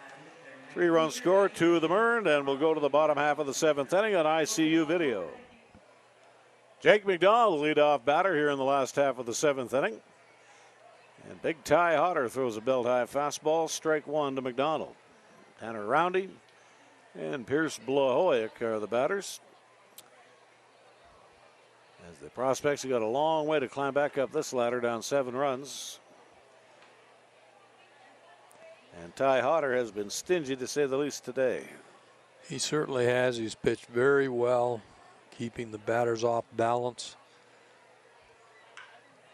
1-1 pitch is pulled real nice down the left field line. That one's got a shot and it's gone. He turned it around and nailed it out of here. A solo shot.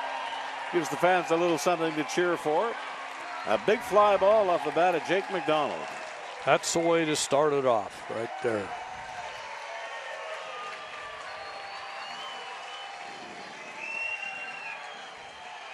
That one was pretty much gone from the crack of the bat. Fat pitch out over the plate, and he nailed it. You can always tell when those left fielders jog about 3 steps and stop. You know it's gone.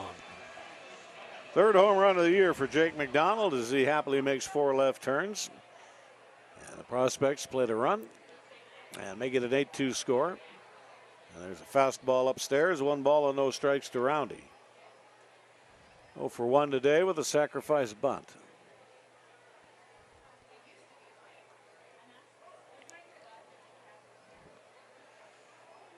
Pierce Blahoyek and Travis Hunt are now also due up here in the inning.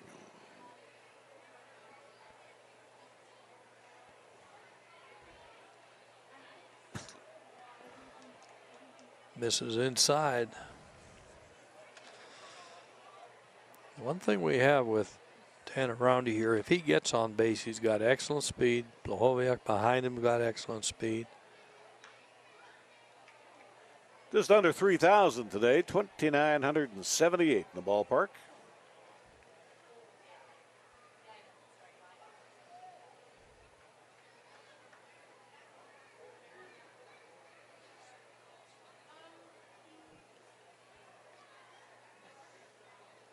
And here comes the 3-1 pitch. They check the swing, and it's obviously not a 3-1 pitch, it's a 2-1 pitch. Now it's 3-1.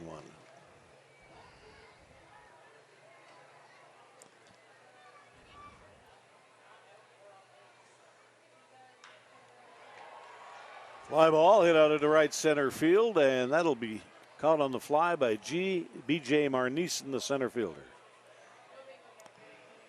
Hit it off the high end of the wood. It did, and under it a little bit, and away it goes. Here's Blahoyek today, 0 for 2.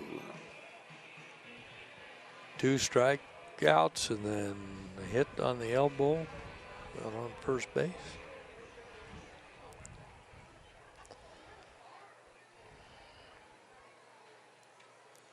Giants have sent a right-hander down to the bullpen. Hodder, you know what he wants to do. He wants to finish this ball game off, get a complete game victory. And if he does, he'd improve his record to 5-1. Hunter Boyd, a complete game distance. He'd take the loss and fall to 5-2.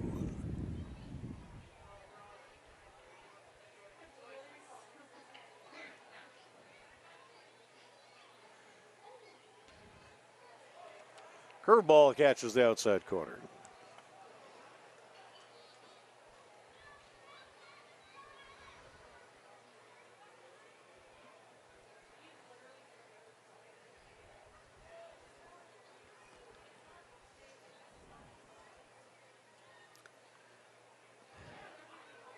And the 1-1 delivery.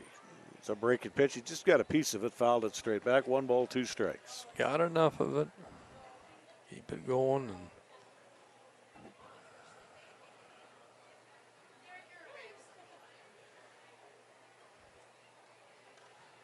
And we have that roped off area in center field. If a ball is hit into that area due to the quagmire out there, it'll be a ground rule double, but kind of what I thought. Nobody's come close to that roped off area here today. Good pitching will generally do that, and the pitch is too high. We go to 2-2. there's that part of it, and that's a heck of a poke out there. 400 feet to the closest edge of those cones to us, I would think, Hal, maybe 410. Maybe.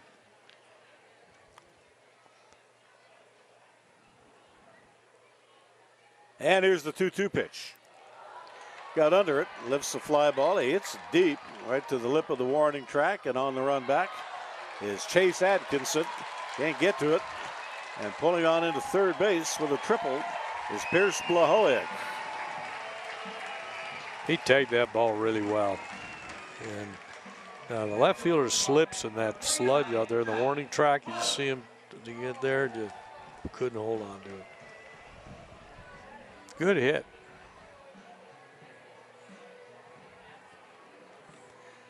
They'll bring Ray Brown out to the mound to talk with his pitcher. Tyler Hodder, who has gone a 6 1/3 inning distance today. A couple of deep fly balls. A home run and a 3-base hit by Pierce Blahowick. It'll be interesting to see how they pitch to Travis Hunt now. He popped up twice, once to third base, once to the shortstop, and then a fly ball to the left fielder. When Travis is at his best, he'll hit the ball away into the right center gap.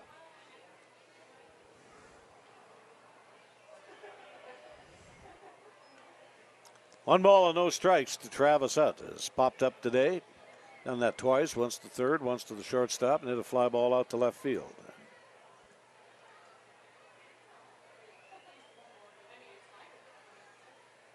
Infield is fully back. They get a ground ball, they'll allow the run to score. That ball is turned right around. That's a base hit. That's going to be at least a double. A ball hit down the left side. Chase Atkinson gives chase. Pulling into second base is Travis Hunt with a run-scoring double. He really gets around on this ball. It's a tremendously hard-hit ball. One bounce off the wall. That'll be the end of the line today for Tyler Hodder. Field manager Ray Brown makes his way out towards the mound. Hodder today, he's got nothing to hang his head about. Pretty good 6 1/3 inning distance. But we will have a pitching change, and we'll take this time out on ICU video. New pitcher in the ballgame for the Fort McMurray Giants is Tristan Richardson, a 6'1", 200-pounder, a junior out of Adrian College, out of Harper Woods, Mississippi, I do believe that is, MI. That'd be Missouri. Missouri? Yeah. And he'll make his 18th relief appearance on the year. Comes into the ball game with a man in scoring position and one away. And the pitch is belted into left field for a base hit. That'll plate the run. Here's Travis Hunt. Comes on in to score. And Ramirez Heads to second on the throw. Next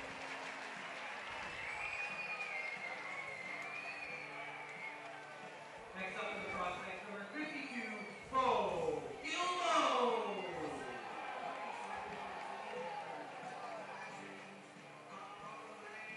Bo Gilbo will be the batter, and that'll bring the totals closed on the starting pitcher today. Tyler Hodder coughs up 4 earned runs over 6 1/3 innings, 7 hits, 3 strikeouts, threw a wild pitch, and he hit 2 batters. Richardson delivers a low and away fastball, ball 1. 18th relief appearance here for Richardson, 16 2/3 innings, 7 hits, 7 runs, 6 earned runs.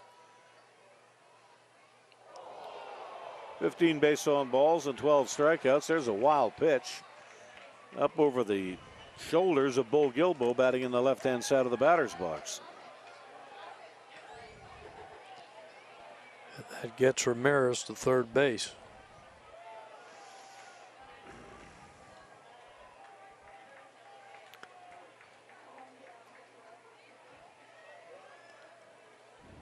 Out of 2 balls and no strikes here to Bo Gilbo. Richardson delivers, throws a fastball to the outside corner, strike 1, 2-1.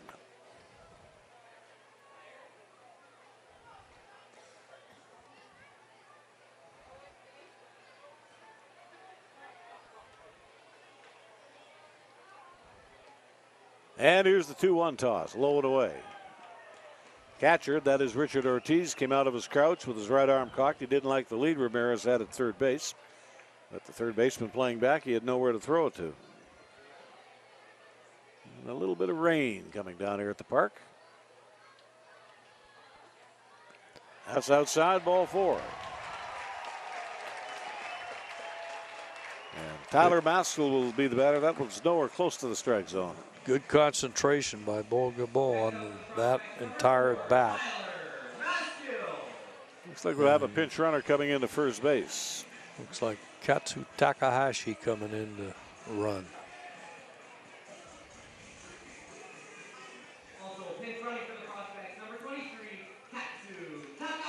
No doubt about it. They got a little bit of speed there at first base. Mr. Takahashi can fly. No doubt about that. So men at first and third. Tyler Maskel represents the prospect's potential 7th run in the ball game. And a right-hander up and throwing in the Fort McMurray bullpen. And there's the pitch that's in there for a strike. 0-1 to Maskel.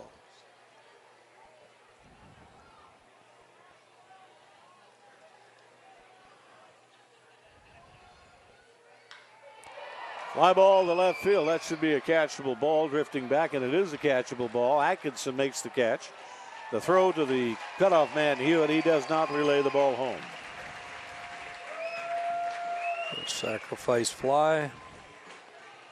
Next up for the prospect, number 34, Grayson Barrett. Grayson Barrett will be the batter. Well, hopefully this is a good foreboding for the nightcap of the doubleheader. The bats have pretty much had termites in them through the opening 6 innings. 4 runs have come in to score here in the last half of the 7th. Pitch is outside, 1 ball and no strikes. Barrett, the 8th batter to the plate here in the Edmonton 7th.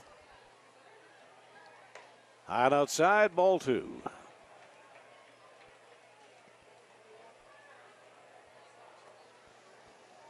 Barrett's had a good day. He's 2 for 3 with a run batted in.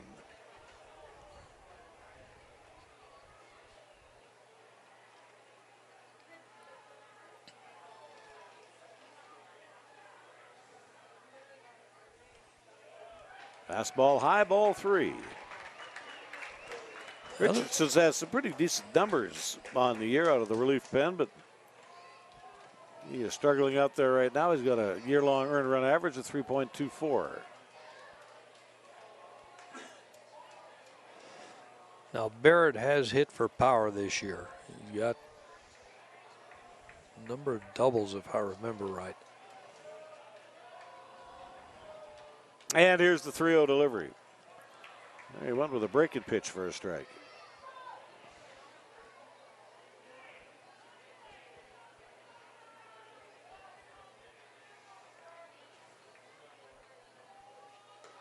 Ball 4.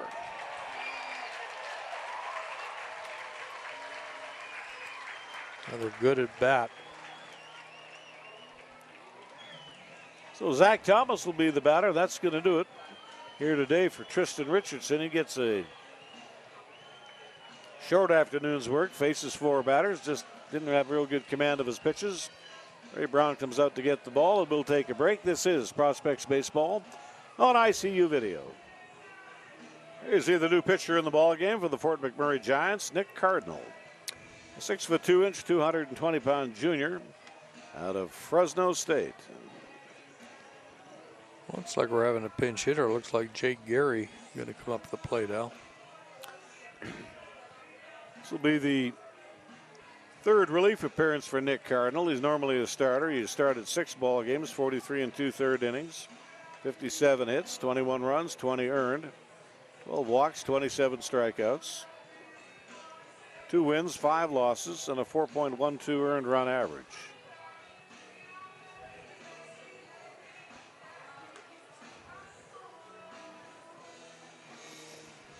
The incomplete totals for Tristan Richardson. He gets 1 out here in the inning. Run totals have yet to be determined. 7 hits. Didn't strike anybody out. Just didn't have good command. That was his undoing. 2 base on balls. As Nick Cardinal comes into the ball game. Pitching for the Prospects, number 22, Jake Gary. Gary comes in. Thomas.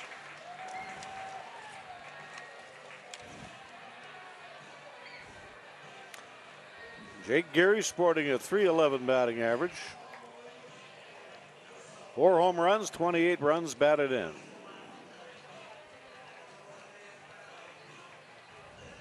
Tying run is at first base, and the man digging himself in a toe hold in the batter's box is the winning run, Jake Geary. They're off Nick Cardinal. And the first pitch is a fastball. It's in the rectangle, strike 1. 9 batters to the plate here in the last of the 7th inning. First end of the doubleheader. 2,978 in the ballpark.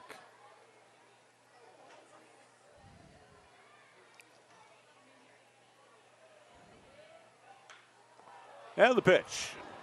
On the fist, and it's a little pop-up right at the bag at second base, and Hewitt is there to grab it, and that will do it.